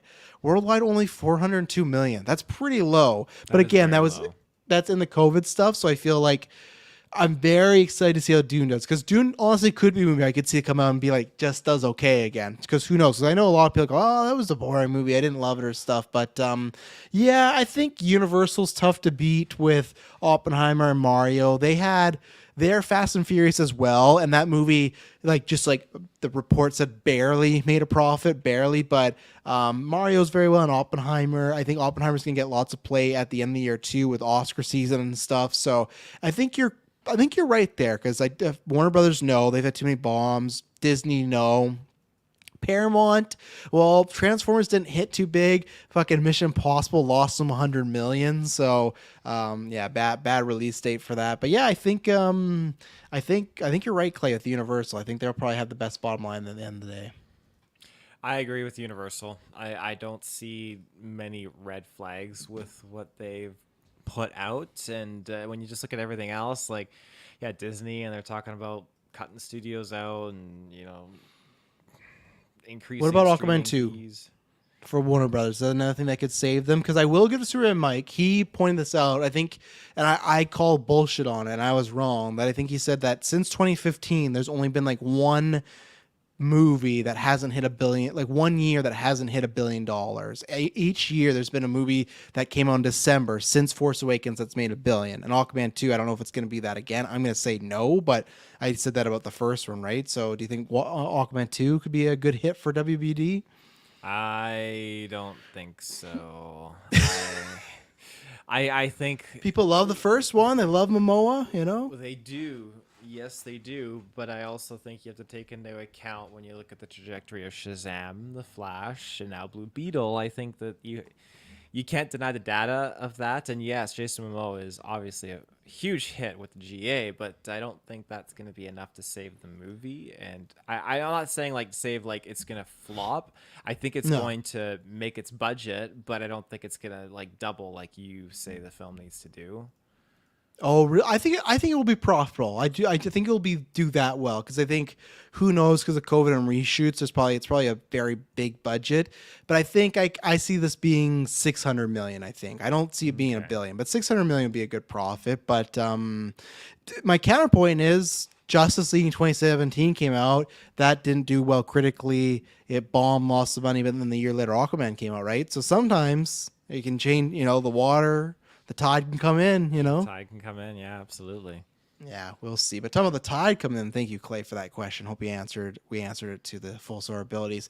Is Disney. So there's a Scoob that's been dropping a bunch of stuff. This is stuff that I was talking about before the cast. And again, these are rumors. I'd say this is C+ tier, but these are what Disney's hopes and dreams and wants are. And we didn't even talk about this a couple weeks ago, but it came out that they're making a Princess and the Frog live action movie. They canceled Hunchback of Notre Dame. The rumor, some people said the rumor was that Bob Iger just didn't like the movie. I think that's kind of like a dumb reason to cancel it. I don't think that'd be it. I think I agree that if you look at live action remakes, I don't think Hunchback would do that well financially, but my kick to that is I also don't think Princess and the Frog's gonna do that great either, because I was talking about this with Emily where I feel like it's a very underrated movie. I don't feel like hear many people talk about it that haven't, you know? And the rumor right now is that like Lupita Nyong'o is their top choice. We'll get some other ones either. I don't think she should do it, but she's just, you know, she did Maz. This would pretty much just be a voice of a frog. So I guess it could be an easy paycheck. But what do you think about this getting a live action? Like, do many people talk about Princess of the Frog? And let's say Disney's, you know, their first choice is Lupita. If they were to get that, how would you feel about that? No one's talking about Princess and the Frog. It was like when I was growing up, I had my sister own and play all of these other Disney princess movies, and Princess and the Frog was not in Well, that came out mix. later though. That came out when you were after high school. It came out in an Came out era. that late. Well, maybe not that late, but like, when did you graduate? Uh, it came out in 2009, so I graduated like 4 years later after that. Yeah, so because it was one of those that it came out, and this is why I think it didn't do well. It came out in the era of 3D animation. It was back to the 2D drawings, kind of, and I think people are like, ugh, I'm over that. But Princess Frog, fantastic movie. I absolutely loved it. I'd never seen it until I started dating Emily, and she loves it. I watched it. Really, really good movie. Another guy from Nip Tuck's in there, but yeah, I don't know how it's gonna do. I have to rewatch it because there's definitely some very cool characters, like just like design wise. And so you're saying that it was 2D and it came out in that 3D era, and that's why it didn't do Yeah, so well. I think that's my theory. You're probably right. I think that's bogus. I think we need to go back and do a lot more movies in this 2D style because I've watched a few and recently, man, they hit hard. They're so good. So that's a shame. I think there's a chance with some like Turtles and Spider-Verse doing a bit better to change up the styles and everything. So Princess Frog was the last 2D animated movie, theatrical for Disney. I think SBUBs, yeah, I agree. Super Mike says Hunchback would have been pretty dark live action. Don't think a villain song about sexual assault would play very well. No, I don't think so. I think you'd have to change a lot, and I don't think so. What do you think about Lupita as a choice? Because she'd be the princess, but most of them she'd probably just be the frog. Again, these are the rumored like who they want. These are not like top tier rumors like, oh, they're in the running for casting. It's just like if Disney had their druthers, they want Lupita and it'd be a change because Lupita in the princess is like 19 in the show, but in the real life Lupita would be like 40 or something, so they change up some things. There is nothing I can think of with Lupita that I really don't enjoy. I mean, she's fantastic, and she puts her heart into every single role that she's in. You said you don't think she should do this. Is that just because of it being just this story, this Disney movie? Yeah, I just don't, because there's another one too, and we can just talk about it right now. Like the rumor, and I'm sure you've seen this, right? Where they're making a live action Rapunzel movie, and the rumored casting what they want is Florence Pugh. You've seen all the collages of Florence Pugh, yeah, right? So it's like it's very much like Rosario Dawson as Ahsoka, or John Krasinski as like fantastic Mr. Reed, where it's just like Mr. I guess his name would be Mr. Reed. It is Mr. Reed, right? Reed. Oh no, it's Richards. Reed. Yeah, Dr. Reed. Yeah, no, wouldn't it be Dr. Richards? Because Reed's his first name. Oh fuck. Yeah, I screwed that up. But that is like a big, hey, everyone on the internet wants this. That one, I'm more so Pugh should say no. For me, it's just the quality of the live action movies. I don't think they're that well, so I don't think Pugh needs that. So she should say no. Even Lupita's kind of the same. Like I said, that one's different because she's a voice. So I think it'd be fine because it's probably pretty easy work and it's not that big of a deal. But I don't think they'll get, I think these are high hopes. I don't think they'll get either one. If they get anyone to be Lupita, she's been in Star Wars, Marvel, so clearly she has a working relationship with them. Pugh, I just think that, I think maybe a few years ago, maybe, but I just don't like. Do you think, like, of course Disney would want, and yeah, there's all these memes of her being Rapunzel, and sure, if they announced that, it would actually make me excited. I'd be like, okay, I will go see this one in theaters. I haven't seen a live action remake since we saw Aladdin, but I just don't see Pugh doing this at this stage of her career. But maybe I'm wrong. I feel like, and I say this based off of an interview I watched of her with Christopher Nolan. I feel like it would depend who's directing the project, and I feel like oh no, what are you trying to say? I feel like if it's a director that has like a good resume behind their name, and they were to sit like Florence down and be like, hey, you want to be on my Disney movie, and then she's like, yeah, I'll be on your Disney movie. So I think that has to have some weight. The director needs to be a bigger name. Bigger name, so it has to be someone of. So you think if it's just some director for hire, up and comer, probably not. But if it's a name, maybe there's a chance. If Nolan gets in, yeah, she's there day one. Yeah, no, that's not going to happen. So, yeah, we'll see about that. And then the last one is there's 3 rumored castings for Hercules. Danny DeVito, can she even sing? Florence Pugh, hashtag Pugh Boys, she can do anything. So I think that she can do. I bet she would be able to, or Disney would help her out quite a bit with that. Yeah, I don't think we're Does that getting. make sense? I don't understand the Lewis That's guy McPherson. directed Incredible Hulk and Fast X. I don't think so. That's like a Oh. director for hire type of guy. So I don't think so. But 3 rumored castings for Hercules live action. There is a word going around that Disney wants to bring back Danny DeVito as Mike. So there you go. Mike's his name, right? The trainer. You would know better than I would. You're not a Hercules fan. I thought you'd like Hercules. I'm. It's not that I dislike it. It's not like my go-to. I've watched it maybe twice that I can recall. I think it is, Mike. So that's been the rumor there. The other rumor is Ariana Grande as Meg, and then the other rumor is Taron Egerton as Hercules. I'm all for DeVito. The other 2 I'm not for. I think Taron's a very boring choice. I just don't like that. And I think he would say no as well, too. I feel like he's trying to get Phil. Thank you, Superman. I don't know where I got Mike from. There you go. Maybe I got your name on my brain. But yeah, I just... Taron, I think he would say no, and I just don't like that casting. And Grande, I don't like at all. Grande's just singing, and Because they sing. Taron sings too. I mean, Rocket Man and all that. Right? So. No, you're right. I get that, and that's why it's just the sing, right? And it's so funny. I'm not trying to sound like a misogynist here, but maybe I will. So no one clip this out of context. But with Meg and that character, she's a very sexualized character, and I think male, female, you can do, or non-binary, or whatever, you can do that. There's characters that are sexual in their nature, right? We talk about that all the time, like a Harley Quinn or a Catwoman, as we just talked about in DC. A Zoolander for men, like, or Ken. There's characters that have to be sexualized. I think Meg is one of those characters, and I don't think, from what I've seen, Grande acting wise, she can portray that. I'm not saying she's not an attractive woman or a good looking woman. It's just that you got to have that. It's kind of machismo, what you can carry, like what Pfeiffer had in returns, like what we're talking about. But why? I'm like, oh, Grande, not a good choice for that because I don't think she can do that. She just has the singing kind of a look. But when me and Emily were talking about that, I went, well, they probably won't do the whole kind of sexy machismo thing in this live action remake. So that's where I'm like, you know what? Getting Grande probably would be fine. It wouldn't. There's other actors out there I'd much prefer. But that's where I went, you know what? It's probably just fine because they're probably not going to do much of that stuff. The same way of if Disney were to ever, like, if we get Black Cat in the Spider-Man movies, there'll be a flirtation with Peter, but she would never be what she is in the animated stuff, or in the comic books, which I think she should be, because that's the whole thing. Is MJ or Gwen's usually the person they're supposed to be with, has a better connection with, but Felicia Hardy or Black Cat's supposed to be that temptation, right? That lust, and I don't think they do that. So that's where I am on those castings. So where are you for these rumored castings? I mean, yeah, like I said, the singing voices are there. I'm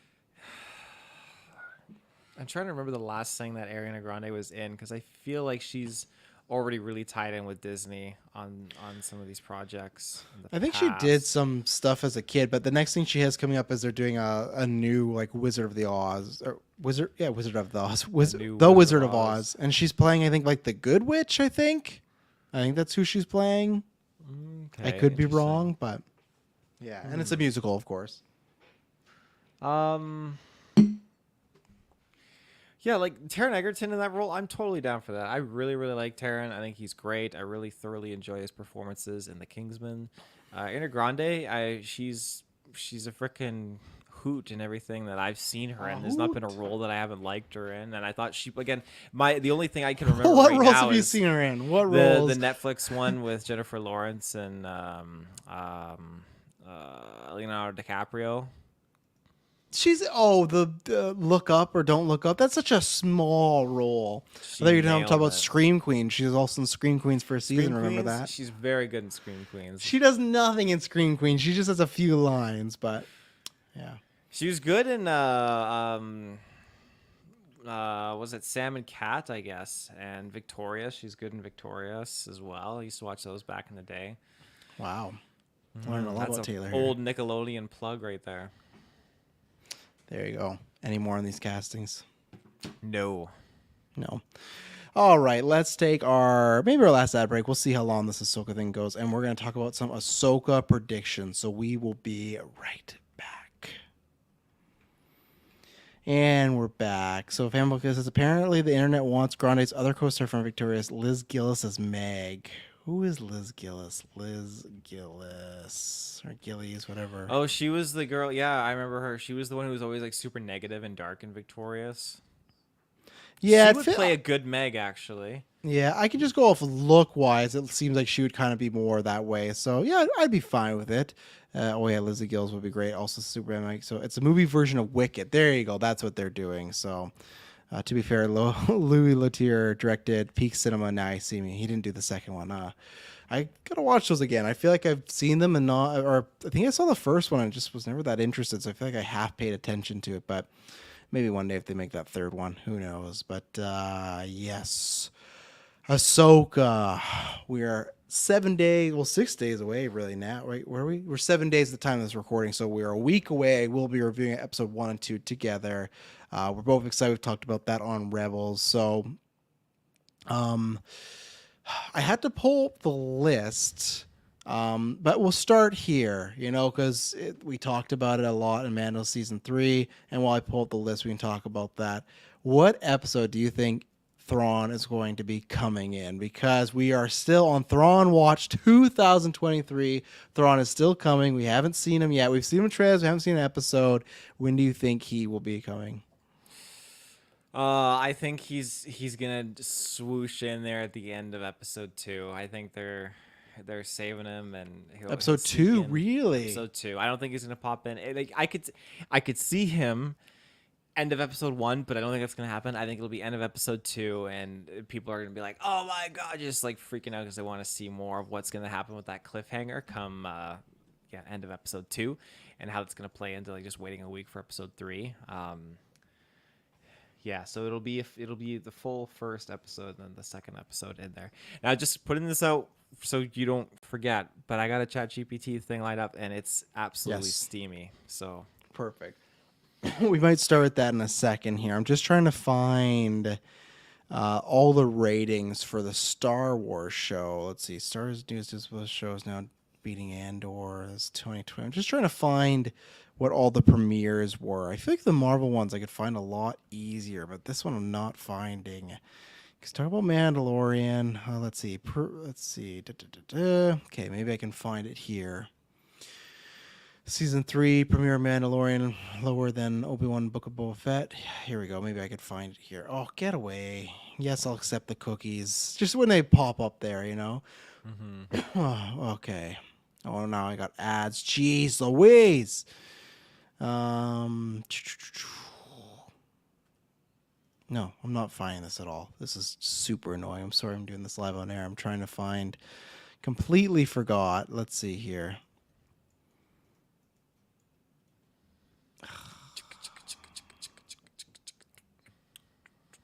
Yeah, I can't find it. What I could say, because I feel like it goes Mandalorian. Oh, which is okay. Liz Gills did voice Catwoman. Catwoman Hunted. Yeah, she was a good Catwoman. I'm pretty sure. I'll try and get this to back it up. I'm pretty sure the ratings go for top to bottom. I think it goes Obi-Wan, Mando Season 2, Boba Fett, and then maybe Mando Season 3, and then Mando 1, and then Andor. I feel like 3 did better than Mando 1, I think, right? I feel like that's correct in saying? I would say so, because Andor was really, really low. They put it onto another streaming platform too, so they were really trying to get interest in it. I didn't ask you about Andor though. Well, you said like if 3 was above Andor, so that's why. No, I said like, was 3 season 3, was that above season 1 of Mandalorian? I think it was. I think so. It just was lower than 2. I remember that. You think it was more higher because it's just it came out of the gate just like. Okay, I'll try and find some specific numbers here. But where do you think in that hierarchy how Ahsoka's going to do? Because obviously we had that where Mandalorian, it was interesting because the premiere happened. It was like I said there. What was the percentage? It was it was like 20% lower. Yeah, it was 20 to 25% lower than season 2, and then it was also lower than the Book of Boba Fett. And then there was stuff where the viewership went up and down. Sometimes it would be watched more later on, but still, I think it was kind of looked upon as far as okay, not the greatest. Yeah, so Obi-Wan was a 1.8 premiere. So I'm trying to find all these numbers here, and maybe I will. But where do you think of that hierarchy? How do you think this show's gonna do? Because obviously, we've talked about this before, where you got Jedi's and lightsabers and dark stuff, but it is Ahsoka, which is a popular character, but is not Obi-Wan. And even Mandalorian wasn't that, right? It was Mandalorian was a, established show and then it built up. And then you have Boba Fett. It's not even as big as Boba Fett, I'd say, but you have a lot around this.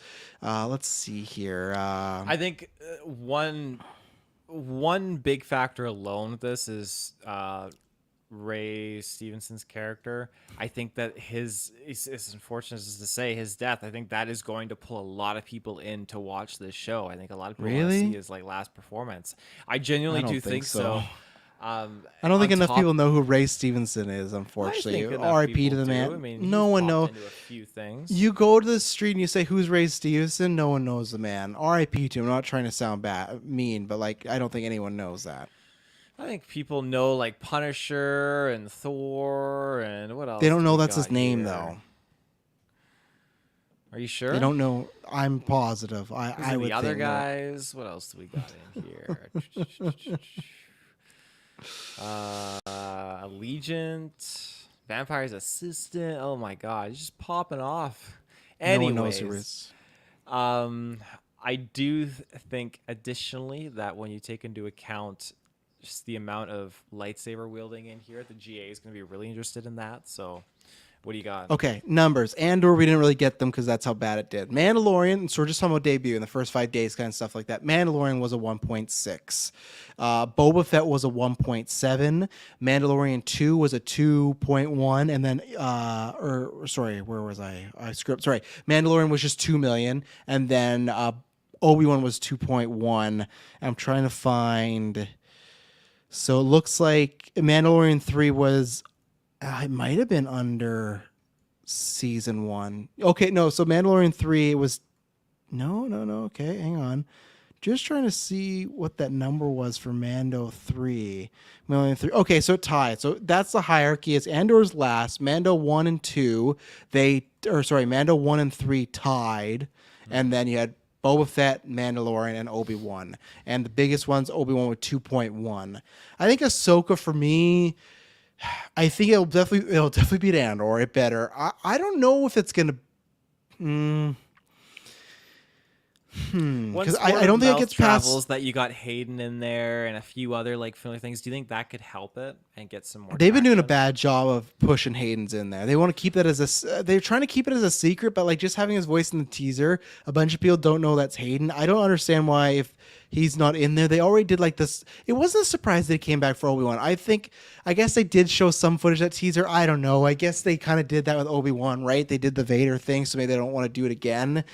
Here's my at least take where I am right now. I don't think it gets to 2 million, so I don't think it's beating Mando 2 or Obi-Wan. I think those two are safe in the 1 and 2 slot. Now my question is, does it go to 1.6, 1.7? I don't think it will, just because it's more of a kind of Star Wars fatigue thing where I think some of these projects have not done well. And why I'm going with my gut is last time I was so sure of Secret Invasion will definitely break 1 million. And for me, lightsabers, all this, but I think it's going to be a 1.2, 1.3. I do think it will break 1 million. If it doesn't, that's again really bad for Disney Plus. If you have Secret Invasion and this 2 shows in a row that for the first cycle is not breaking 1 million, it does over time. I think I'm going to go with 1.2. I think that's where I'm at, because I still think Ahsoka and all those characters are not known, and people, as much as people say, hey, they want people to move away from the Dark Times or Skywalker Saga like myself, more the Dark Times, I think they might show that, no, actually people they like what they know. Or they can fall in love with something new, but Ahsoka has to be great. And I don't know if Ahsoka's going to be great. Most of the Star Wars shows have disappointed me recently, so I feel like this show's going to disappoint me as well. So I don't think the word of mouth is going to be great. Andor is fantastic, but even then, that's reverse too of, I think it's great word of mouth, but that didn't really help with the ratings, right? It just kept being low. Like fucking, I think what was it? I think the same weeks they came out, fucking Tales of the Jedi did better than Andor, and it's like, well, that's not embarrassing, but it's like, wow, that shows. So where do you think it's gonna fall in the millions category? I'm gonna say 1.5, 1.6 million. I think it's gonna You got to pick one because that's a huge 1.5. difference. 1.6 ties with Mando 1 and 3, so that's why it's a huge difference. So Ooh, then I'll go 1.6 for sure. Then I think it's gonna tie with Mando. I think, and I'm obviously very biased, but I think that it's gonna do. I think it's gonna do well. okay.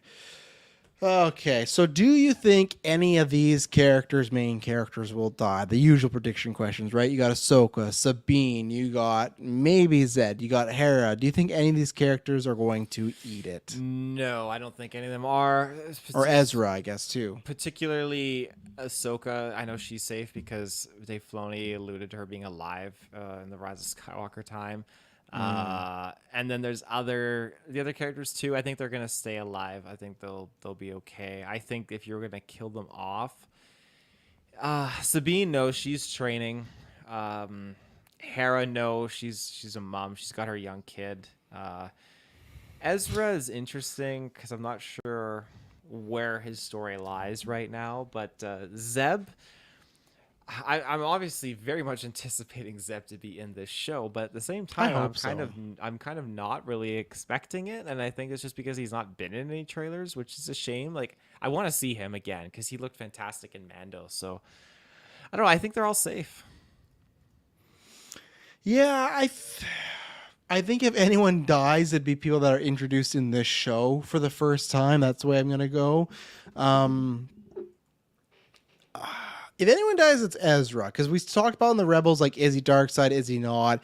I could just see some reveal that he is dead. Thrawn's been harvesting for clone stuff, like, because it's an interesting situation we get ourselves in, right? Where we're going to Heir of the Empire, and we'll talk about this character probably in a second, but you got Mando in there. I assume you got Boba Fett. You'll have other characters. You may have a Luke Skywalker. If you have like Luke Skywalker and Ezra and Ahsoka, I feel like that adds just a lot of, because I don't know what happened to Ezra over this time. And Ahsoka, she didn't want to be a Jedi, but I go, why didn't Ezra want to be, and Grogu too, another, Jedi force building character. Why wouldn't Ezra want to help Luke in starting a new order, right? I feel like Ezra would be all about that. At least Ezra we know, right? Would be all about like, yeah, let's do this. Or there's some fun scenario where Kylo Ren just killed Ezra and Grogu, and I'll just stick to that till it's not. So I'll be bold. I think Ezra. I don't know if he dies on screen or off screen, but I think Ezra's the only one. And I will say he will die. That's what I will. I'm not even going to say that, if he were. I think that's it. The other ones I don't think so. I think they're keeping them all there. And that's what I wanted to lead into now is, do we see Luke Skywalker in this series? Oh, I think we do. I really do think we do. Considering I think we'll see him, but I don't think we're going to see him and Ahsoka interacting. I feel like they kind of ended that in the Book of Boba Fett. Just they're kind of meeting like, we'll ever see you again? And all that stuff, so. They have to interact. So, yeah, I think it will be smaller because at the end of the day, it might be like, oh, why is Luke appearing in the show? There's no reason for fucking Luke Skywalker. I guess there was a reason they made it. But, like, the fact that we got another Luke Skywalker appearance in Boba Fett is, like, the most mind-boggling thing ever. That fucking he was in the Boba Fett show. You would have never sat me down the Disney era and be like, oh, that's what's going to happen. So, yeah, I don't think anything's off the table. We've talked about that before. Of like, I don't think Luke being in the movies is off the table either as like a younger version. That's a whole other can of worms. Mark Hamill says he's done playing him. We'll see. So I think there's a chance, even if it's end credit or near the end of the series, I think there's a chance. So I think that could happen. Same thing. Well, kind of in the death realm. Do you think Thrawn dies? Yeah, I do. I think he will. In this show? In this show, like, it's tough. You think he's in Ahsoka? They're making the Mandalorian movie, and they're gonna kill off Thrawn in this show.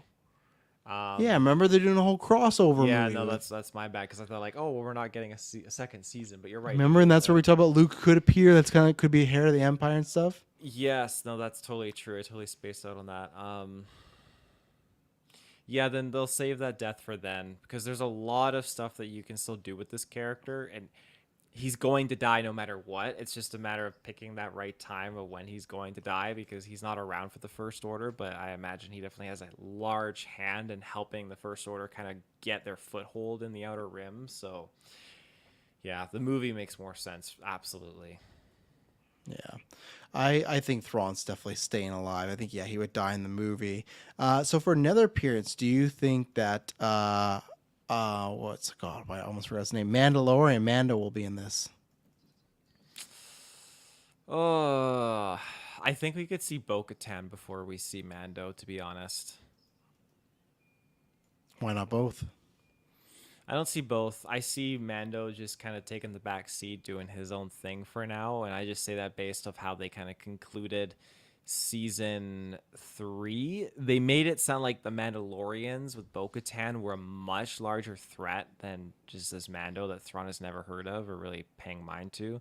I don't think we're going to see Boba Fett. I don't think we're going to see Mando. I think that they're going to fill those voids with other characters that we are familiar with, so... Yeah, I think Bo. I'm interested. I think I'm the other way where I think Mando will pop up because she popped up in his show, and I think that's a kind of a fun kind of passing the baton. I think there's some connection to the movie that could happen, and I feel that he's more often his own with Grogu doing things, opposed to where Bo-Katan feels like she's just set up with the camp right now, and the other Mandalorians like rebuilding Mandalore. So I think. I'm not saying they both couldn't, but if I had my money, I want to be Mando. But I could see them both. But really, I think I'm just going to go with Mando appearing. I think that's the best option. And like I said, maybe an episode here. This one is 8 episodes. I keep thinking it's 6, so at least we got a little bit more. Some of the runtimes are brutal though. Like episode 3 is like 34 minutes, so that's like a 28-minute episode, which. Oof, that sucks. But okay, we've covered them. We've covered Thrawn. We've covered. What do you think? Because I guess this kind of went into the death character. So you don't think Ezra's going to die? What do you think is the fate of Ezra? Because like I said, I wonder if it's something off screen where he's being harvested for parts. I just feel like it's. I'm almost not expecting they find him. It's happy and he joins the crew. Like I just feel like that's almost too easy. Be like Elizabeth Shaw, Alien Covenant, where they find her body. Kind of, to be honest. Like.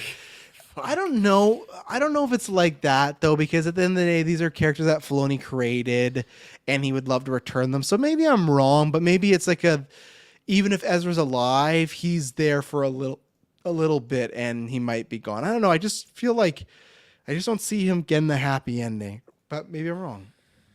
He didn't really get a happy ending in Rebels. I mean, he got to have. No. The upper hand against the Emperor, but yeah, he definitely was denied a happy ending with his friends. So I think whatever's going on with him, he's just gonna achieve like a new heightened sense of elevation, ascension. I guess he just spoke very prophetic in the finale of season 4. So I don't think he's gonna die. That being said, I don't expect him to still be around during the time of the sequel trilogy. And if he does show up, and he does show up with Luke, well then how are we supposed to take that into understanding, because Luke gets everyone killed? So yeah. We know with Grogu that's been a write-off because Grogu is back away with Luke, or not with Luke now, back away from him with Mando, so there's that. But any other Jedi that he recruits, including Ezra, doesn't go so well. So I don't think he's gonna die though. What do you think happens to him then if he doesn't join with Luke? I have no idea. I can't even think. Like, I'm like, if we had him still around and I could speak to that, sure. But not even knowing what happened in season 4 during the dark times, I have no idea how to answer it for like after the Empire's been defeated, like 10 years later or something like that. It's just so convoluted for me to think about. Yeah. All right. What do you think we're getting? And be careful because there's some stuff out there, so we don't want to completely spoil it. What do you think we're getting with Hayden Christensen, Anakin, Vader, and the stuff we've heard might not even be true, but we don't need to talk about that stuff. What do you think we're getting? I think we're getting some Clone Wars stuff. I think he's going to be training Ahsoka, and I say that because I honestly feel like we could get the Tales of the Jedi sequence, but like a live action version of that, which would be so They love these cool. flashbacks of Anakin training. They They love it. do. They really do. So for me, just to see that live action Hayden training live action Ahsoka is just going to be the creme de la creme. That's just so juicy. But I think we'll get like Tales of the Jedi era stuff. You sprinkled like the clones in there too. I think we could maybe see an Order 66 affiliated event of some kind because they've put that in, believe it or not, Book of Boba Fett. They put it, of course, in Obi-Wan and in Mandalorian. They have it everywhere. So I think there's a high chance of that as well. Yeah, it's funny because there's some stuff out there that if it ends up being true, we'll talk about. I thought it was very fanficky, and I was like, oh, I don't know if I want this. I think it's weird because there's been rumors that they cast some sort of actress to play like a young Ahsoka. And let's see, Famicom says I need any flashback with Anakin and Ahsoka to be a brand new scene. I don't want them to be a repeat scene personally. I'm kind of mixed on it, but I think I tend to agree. But I think they'll probably do a repeat scene because, as we've said before, it's not a repeat scene, but they did just steal the Ahsoka Vader fight for Obi-Wan and just do that with Obi-Wan again. So I could see that. I think it's, like I said, there's been rumors they cast a young. I don't know. I'm of two minds. There's rumors they cast young Ahsoka, and that would be the training thing. I feel like I want the scenes with Rosario Dawson and Anakin, so that's where I don't know if you do like a Force Ghost. I hate that because how I hate Anakin and Force Ghosts and stuff. So I kind of hope there's a few things. What I would like is, and not some of the stuff that's been rumored, I would like her to have her own. And maybe it wouldn't be the exact same because she's more wise and she's been a Jedi or Force user for years, right? But some variation of the way Luke in the cave had something with Vader, the way Rey in her cave, the reflection stuff. I would like some sort of Star Wars trippery magic, whatever, Force magic going on, where that kind of gives a moment for her to interact with actual Anakin. Or I guess, sure, you can just do a Force Ghost because I don't like it, but it is there. So maybe she just interacts with Force Ghost. So I do think you need some sort of interaction between Obi-Wan, or sorry, not Obi-Wan, Ahsoka, played by Rosario Dawson, and Hayden Christensen. I think that'd be really cool. I don't think it's needed, but I think that'd be a very fun thing to try and do. And I think they could pull it off. But let's see. Yeah, I've heard that House Dragon's actress, she's rumored to be the young Ahsoka. So, and who knows, because that happens all the time, right? Where Matt Smith, right? He's rumored all the time for Star Wars Episode 9, then he's not even in the movie at all. Did he film anything? Was he cut? We don't know. So that's where these rumors, you never know. So I could believe that. She has the look, and I think that does fit, because you can't have I don't know, I guess, like, I was going to say, you can't have a flashback to the Clone Wars with Hayden Christensen and Rosario Dawson, because I think Rosario Dawson may even be older than Hayden, but does it really matter with the deep fake and the de-aging? Like they did that with, Michael Douglas is older than fucking Haley Atwell, but in Ant-Man, she's older than him with like a, deep fake or old age, whatever you would call it. So I don't think that would matter. I think you could get Rosario Dawson playing a young Ahsoka and you just de-age them, right? So that's what I hope is a training thing and something a bit more mindfuckery. And I just hope it's used in a good way. The flashback or lesson, I hope it's just not oh, look, this is the time where she had this reminder of Anakin and then get a scene of Hayden, right? I think it's great that Hayden's back. They're using him, but I want them to have some purpose. So is there any other predictions? Obviously, I know we have our fun one, but is there any other predictions, characters, things you want to bring up, talk about? Yes, there is. I wrote it down earlier in my notes. So, I was at a point, and this is very biased because as I'm going through some of the other Thrawn mediums, I was thinking we could see other Chiss members pop in here, and I'm wondering if we get other characters from the books, just kind of backstory for him or some more context. Again, I don't put a lot of stock in that, but I wouldn't put it past them to maybe include it. I would love just a Thrawn-centric episode. Oh, that would be so cool. That would be so freaking cool. I would be all up in that. Jesus. I would love to see Admiral Aralani. She's another Chiss member who I equate to being like Thrawn's counterpart. Thrawn is definitely the exception with his tacticality, but Admiral Aralani is definitely a cool Chiss member in the Ascendancy. And Eli Vanto, very, very interesting character. He he's just like the guy that kind of got swooped in with Thrawn at the beginning of just being like a translator. And again, if you're not going to get like other Chiss members coming into the show, you're probably not going to get Eli Vanto. But he started off as Thrawn's translator. He wasn't moving up in the ranks. He just basically stayed like as a low rank, and Thrawn kept getting promoted. And then finally at the very end, Eli got this massive promotion, and then Thrawn secretly snuffed them all over to the Chiss Ascendancy to work there in the military. And the Empire was like, hey, what happened to this guy? And Thrawn's like, oh, don't worry about it. So Chiss people, you think that could happen? I think we'll get some other Chiss people, yeah.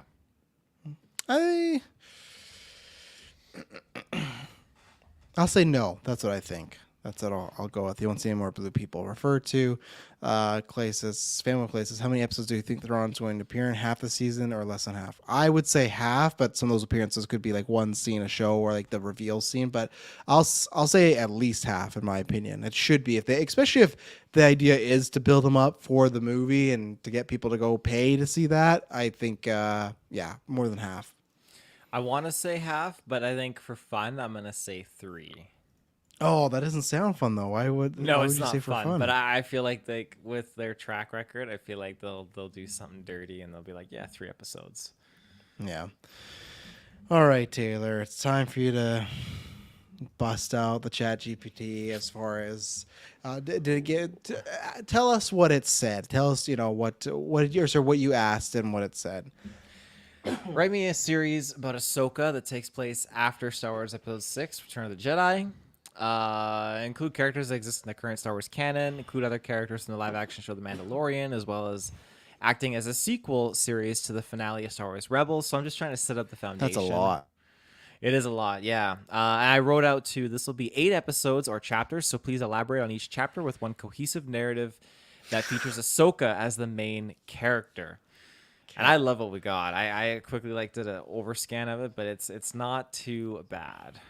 Okay, you got a post-credit scene there as well? Oh, yes, of course. There's always a post-credit scene. Thinly, darkly lit room. Okay, lay it on me. Okay, Chapter 1. The title, Star Wars, Ahsoka's Resurgence. Chapter 1. Terrible title. Terrible title. Shadows of the Past. Okay, that's a good title, yeah. Ahsoka Tano, now a seasoned warrior, sets out on a mission to uncover the remnants of the Empire's influence in the Outer Rim. A distress signal leads her to a mysterious planet where she encounters Sabine Wren, a talented artist and former Mandalorian warrior. Together, they discover... Sounds like for the first time in this show. Exactly. Together, they discover a hidden Imperial research facility where Grand Admiral Thrawn had secretly been experimenting with dangerous technologies. Ahsoka realizes that Thrawn's return poses a grave threat to the galaxy. Yeah, we're on track. Good. Chapter 2, Mandalorian Legacy. That's episode 1 done right there. Episode That's 1 episode just 1. real. They just find the base of Thrawn. Okay, that honestly could be episode 1. So that's pretty par for the course. Okay, episode 1. Ahsoka and Sabine travel to Mandalore seeking the aid of Wait, does episode 2 have a title here? Yeah, Mandalorian Legacy. Okay. Ahsoka and Sabine travel to Mandalore seeking the aid of Bo-Katan Kryze and her loyal Mandalorians. Oh. Mandalore is in turmoil as various factions vie for control in the wake of the Empire's fall. Ahsoka and Sabine uncover a plot by a rogue Imperial officer working alongside Thrawn to manipulate Mandalore's civil unrest and restore Imperial rule. The group joins forces to thwart this plan, forging a new alliance to protect Mandalore's independence. Okay, it seems like it's a little not much to do with the plot. That seems like a more Mandalorian episode, but hey, that's happened before too, so okay. Fair enough. Episode 3 now? Episode 3, Echoes of Lothal. Oh, sure. yeah. That's a good one. Okay. Ahsoka receives a transmission from Ezra Bridger, who disappeared years ago during their final battle against the Empire. Following the trail, she arrives in Lothal, now a bustling center of trade. There, she reunites with former allies, including Hera Syndulla and her droid Chopper, who have been working to rebuild the planet. They uncover evidence of Thrawn's presence in his attempts to destabilize the region. Ahsoka vows to find lots of Ezra. discovering of his presence in these first 3 episodes. A lot of Thrawn watch going on. Yeah, Thrawn watch. Ahsoka vows to find Ezra and stop Thrawn's machinations. Chapter 4, The Jedi's Pretty Quest. Okay, pretty. Let's see if this episode turns it up. Pretty simple show so far. So It's very, very simple. Ahsoka's search for Ezra leads her to the ancient Jedi temple on Tython, where she encounters Din Djarin. So very interesting there. Mandalorian. Din Djarin, the Mandalorian known as Mando. They join forces to decipher the temple's secrets, hoping to locate Ezra and prevent Thrawn from using the temple's power for his nefarious purposes. Ahsoka reflects on her own Jedi training and imparts her wisdom to Mando, forging a unique bond between them. Okay.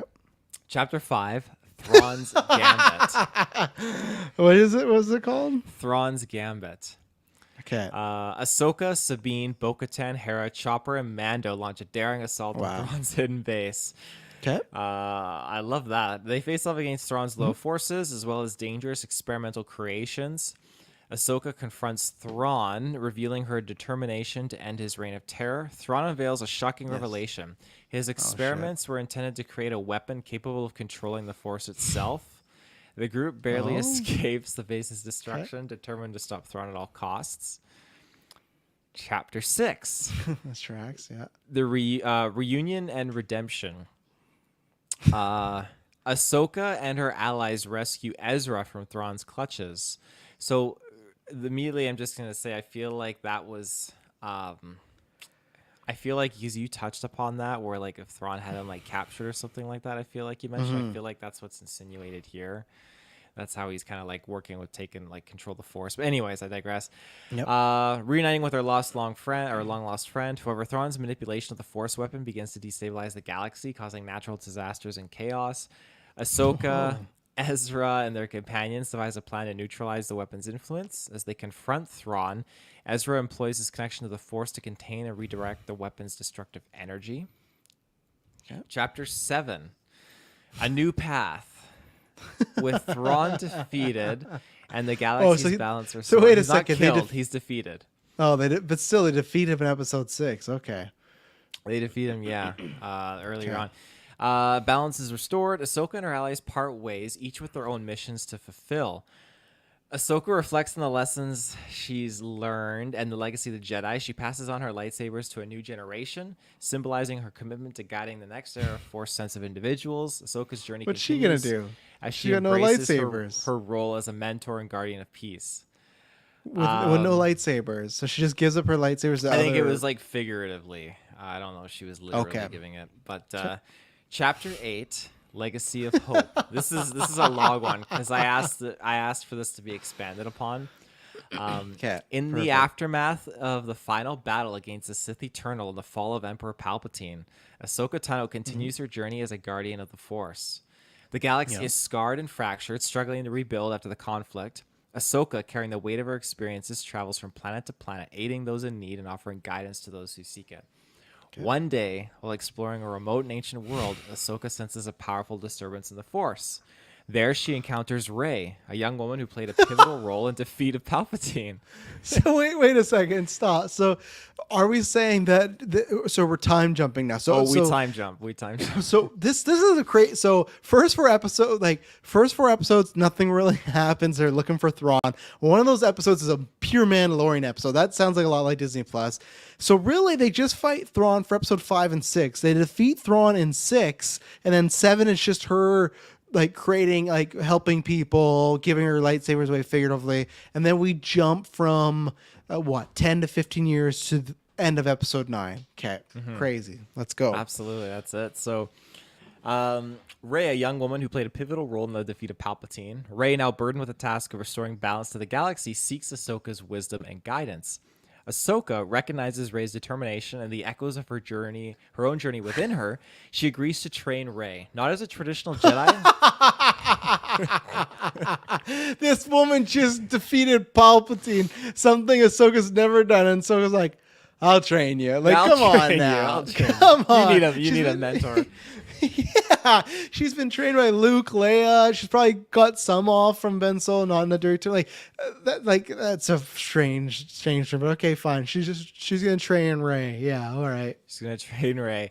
Not as a traditional Jedi, but as a Force-sensitive individual seeking to understand her place in the universe. Together, they delve into the mysteries of the Force, exploring its light and dark aspects while embracing a broader perspective. That's what Palpatine is like. You know, to embrace a larger view of the Force. That's what he says to Anakin. So then we get, as Ahsoka mentors Rey, and they navigate through the complexities of the post-war galaxy. They long episode here. It's very, very long, yeah. They witness both the struggles and the triumphs of various worlds trying to rebuild and find hope once more. Ahsoka imparts not only her knowledge of the Force, but also her experiences as a warrior, a survivor, and a beacon of hope. This preachy ass bitch, just like, my God, like, where well, are as a you beacon on of hope. What kind of hope were you providing there? Well, I was calling you. I was saying, Ray. Didn't sound like you. It sounded like Ashley Eckstein, but oh my God. This is like, it just feels like she's trying to take credit for the win. This Ahsoka, like, yeah, I'm her master, and like, we're beacon of hopes. We're kind of a big deal. Okay, continue. That's really funny. Throughout their journey, Ahsoka and Rey encounter a challenge that tests their resolve and the lessons they've learned. They confront remnants of the Sith Eternal's influence, uncovering hidden pockets of darkness that threaten to engulf the galaxy once again. This is all within a 30-minute episode 8, by the way. No, this one has to be an hour. This has to be one of those rare Disney Plus hour premieres. Yeah. Here they work to thwart these emerging threats while inspiring others to stand up against the shadows. In a climactic showdown, Ahsoka and Rey face a resurgent dark power that seeks to exploit the vulnerabilities of a galaxy still reeling from conflict. Drawing upon their training and bond, they combine their strengths to overcome the darkness, bringing forth a renewed sense of hope and unity. Always hope. As the dust settles, Ahsoka and Rey stand as beacons of resilience, reminding the galaxy that even in its darkest moments, the light of the Force endures. Ahsoka's no one was legacy there. lives on. They sound like they just fought these Siths like in a hidden past cave. It was all somewhere. staged by Ahsoka so that she could come out on top. Yeah. So the finale has nothing to do with Thrawn. They just fought these random Sith like spirits. We're the Sith Eternal now. That's where we are, which is from episode 9. Ahsoka's legacy lives on through Rey and the countless others they've inspired. With a new generation of Force-sensitive individuals rising, the path forward is filled with possibility, and the galaxy's future rests in capable hands. As Rey and Ahsoka part ways, their connection remains strong, and their journey continues. Well, that doesn't sound like they're parting ways. Their journey continues. I think they're meaning like their separate adventures continue on their own. Oh, okay. You know? Well, that makes more sense because that was a little convoluted there. Ahsoka's role as a mentor and guardian of the Force takes on new meaning as she watches over the galaxy with a sense of pride, knowing that the legacy of hope she helped shape will guide the way for future generations to come, taking full credit. This is bullshit. She wasn't shaping anything. She's just, and what's she doing? She's just Thanos. She's just on a planet like, yes, I've shaped this. Like, come on now. Jeez. So, post-credits scene. The screen fades from black to a serene landscape. Bathed in the gentle glow of a setting sun, Ahsoka stands on top of a hill overlooking a vibrant and flourishing village below. The scars of war have begun to heal, and life has returned to the once devastated world. As Ahsoka watches the villagers go about their daily activities, a familiar presence approaches from behind. She turns to see Anakin Skywalker. Like it's a ghost? Like it's a ghost. His form shimmering in the ethereal light of the Force. Thank God. As bittersweet smile graces Ahsoka's face as she gazes upon her former master. Anakin's voice, filled with warmth and wisdom, resonates in the air. Ahsoka, you have done more than anyone could have imagined. This is a full blowjob for the Ahsoka character, yeah. I'm so glad you single-handedly defeated the Empire. So like, yes, I did. I'm a beacon of hope and resilience. Yeah. You know, I'm kind of a beacon of hope myself. Oh my God, that's funny. Your journey has brought hope to the galaxy and helped shape a new future. Fuck. Ahsoka nods. I hate Dave Filoni if this is... She nods. Yeah, I did that. That's me. Speaking of hope, Ahsoka. Yeah, she nods, her eyes reflecting a mixture of gratitude and longing. And I quote, "I couldn't have done it without the lessons you taught me." Master. Thanks, Bruce. Thanks, Annie. Uh, um, Anakin's gaze shifts, his eyes focusing on the horizon. The Force is a way of guiding us, even when we are no longer bound by the physical world. But your journey is far from over, Ahsoka. The galaxy will always need its protectors. Ahsoka's expression becomes resolute. I will continue to watch over it, Master, just as you once did. Anakin smiles, his form beginning to fade. Remember, Ahsoka, no matter how dark the path may seem, the light will always find a way. As Anakin disappears into the forest, Ahsoka stands alone on the hill, surrounded by the beauty and promise of the galaxy. The camera pans out, capturing the vast expanse of the universe as a symbol of the enduring legacy of hope, courage, and the Force. The screen fades to black once more, leaving behind a sense of closure and anticipation for the countless stories yet to be told in this ever-expanding galaxy far, far away. Oh man, I do kind of want to know what's next. You know, where does she go after this? You know, give me a sequel. Give me a quick sequel here. Esso says that secret ninth episode was actually for Ahsoka.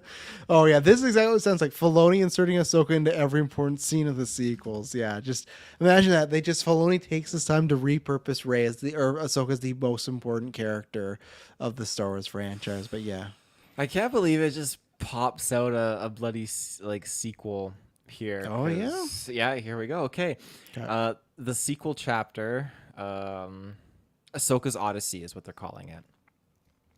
Several years have passed since Ahsoka Tano's mentorship of Rey and their triumph over the resurgent darkness. Ahsoka continues to wander the galaxy, her travels taking her to the distant and uncharted regions of space.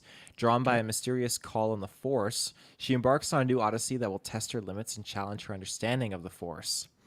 Ahsoka arrives on a remote and enigmatic planet known as Morai, a place steeped in legends and shrouded in ancient secrets.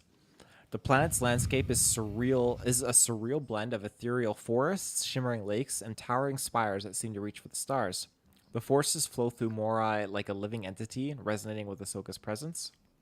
Guided by the Force, Ahsoka encounters a reclusive group of scholars known as the Keeper of Whispers.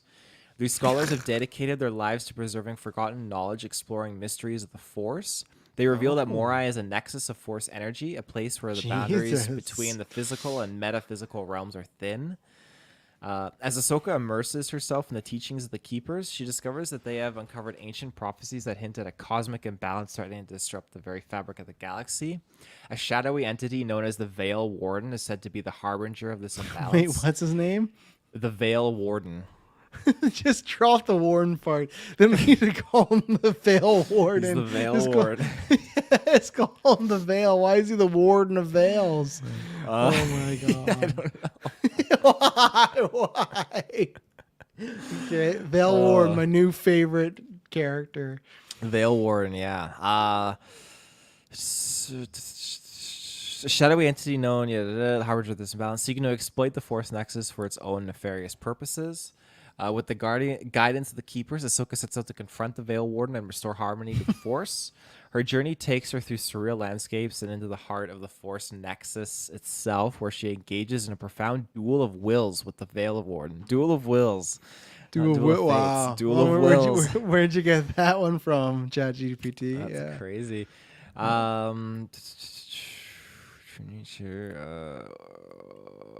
Duel of Wills. The confrontation tests Ahsoka's mastery of the Force and her understanding of its true nature. Through determination and unwavering belief in the light, Ahsoka manages to overcome the Veil Warden's darkness, restoring balance to Morai and the galaxy at large. As a result of her efforts, the Force Nexus flourishes, becoming a beacon of hope and enlightenment for all who seek wisdom. Here I am, another beacon of hope. Another beacon of hope. Having fulfilled her destiny on Morai, Ahsoka bids farewell to the Keepers and the planet that has become a sanctuary of growth and discovery.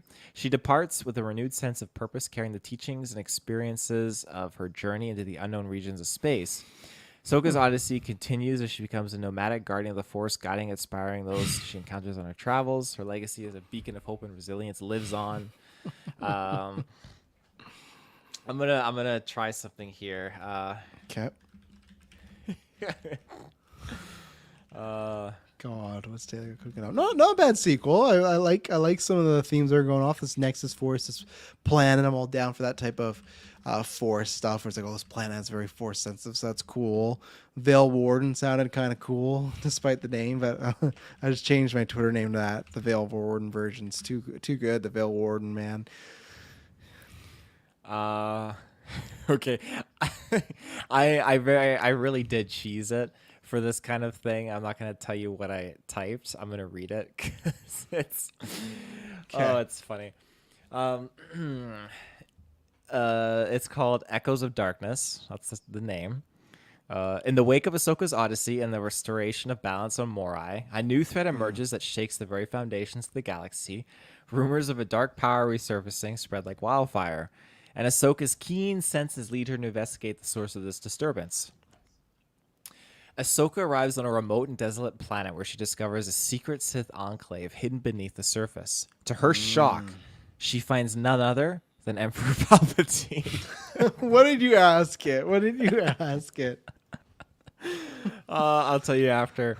Okay. Alive and well, having survived his previous defeat through ancient Sith rituals and dark experiments, his return heralds a new era of darkness, and he's assembled a cadre of loyal acolytes who fanatically I just found whoever was on this planet, and they were game.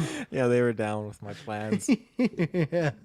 They fanatically worship his power. Palpatine's presence is more twisted and malevolent than ever, and he reveals his ultimate plan: to harness the dormant power of the Sith Nexus on this planet, unleash its destructive potential upon the galaxy, plunging it into eternal chaos. Ahsoka realizes that this time the threat is even graver, and she must summon all her strength to prevent Palpatine's sinister designs. As Ahsoka delves deeper into the heart of the Sith Enclave, she faces brutal trials and confronts her own inner demons. She is joined by unlikely allies, individuals who have also recognized the magnitude of danger Palpatine poses. Among them is Cal Kestis, a former Jedi Padawan. Oh shit, Cal, still alive. Very crazy. He's still alive. And Harrison kicking. Dula, who bring their unique skills and determination to the fight. Ahsoka and her allies engage in a series. Just Cal and Hera. That's it. Rey's Cal and like, Hera. nah, I already beat Palpatine. I don't need to do this I'm again. out, yeah. Yeah. Ahsoka and her allies engage in a series of harrowing battles against Palpatine's forces as they race against time to unravel his plans and thwart his attempts to tap into the dark power of the Sith Nexus. Along the way, Ahsoka confronts her past and grapples with her own vulnerabilities, drawing strength from the bonds she has forged and the lessons that she has learned. In a climactic showdown, Ahsoka faces Palpatine in a duel that echoes the battles of old. They clash their lightsabers and force powers all resonate throughout the Sith Enclave. As Ahsoka draws upon her experiences, the teachings of her mentors to hold her own against the Empire's malevolent mastery of the dark side. So you just get that same scene of her, like all the Jedi are like, I am the speaking to Jedi. her. Yeah, I am all the Jedi. That's what she's saying. Just repeating what Rey said. With a surge of determination, Ahsoka manages to weaken Palpatine's hold on the Sith Nexus, disrupting his plans and forcing him to retreat. The Sith Enclave crumbles around them, and Ahsoka narrowly escapes the collapsing ruins. As the dust settles, Ahsoka stands among her allies, looking out over the ruined landscape. Palpatine may have retreated for now, but the threat of his return lingers like a dark shadow. Ahsoka knows that the battle is far from over and that the galaxy's future hangs in the balance. As Ahsoka and her allies regroup, they pledge to remain vigilant, knowing that the echoes of darkness can never truly be silenced. The legacy of hope, resilience, and unity that Ahsoka embodies will once again be tested. She embodies it. God damn. This woman that's not known around the galaxy at all just embodies the hope. Jesus. But I wrote, write me a sequel chapter follow-up to this where Palpatine returns and threatens the galaxy. So it just pulled Cal Kestis and Hera and threw him in there, which was quite surprising.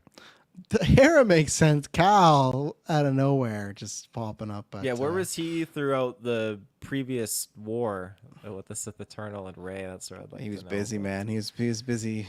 He's Who knows? That's for another chat GPT and another time. So there you go. Nice full 2-hour episode, even with just us two. Had a lot of fun talking about some topics. Thanks to everyone in live chat. Had some good laughs tonight. And then check out Blue Beetle tomorrow review happening. Thank you to the audio listeners. Whenever you hear this next, I promise you it'll not be boring.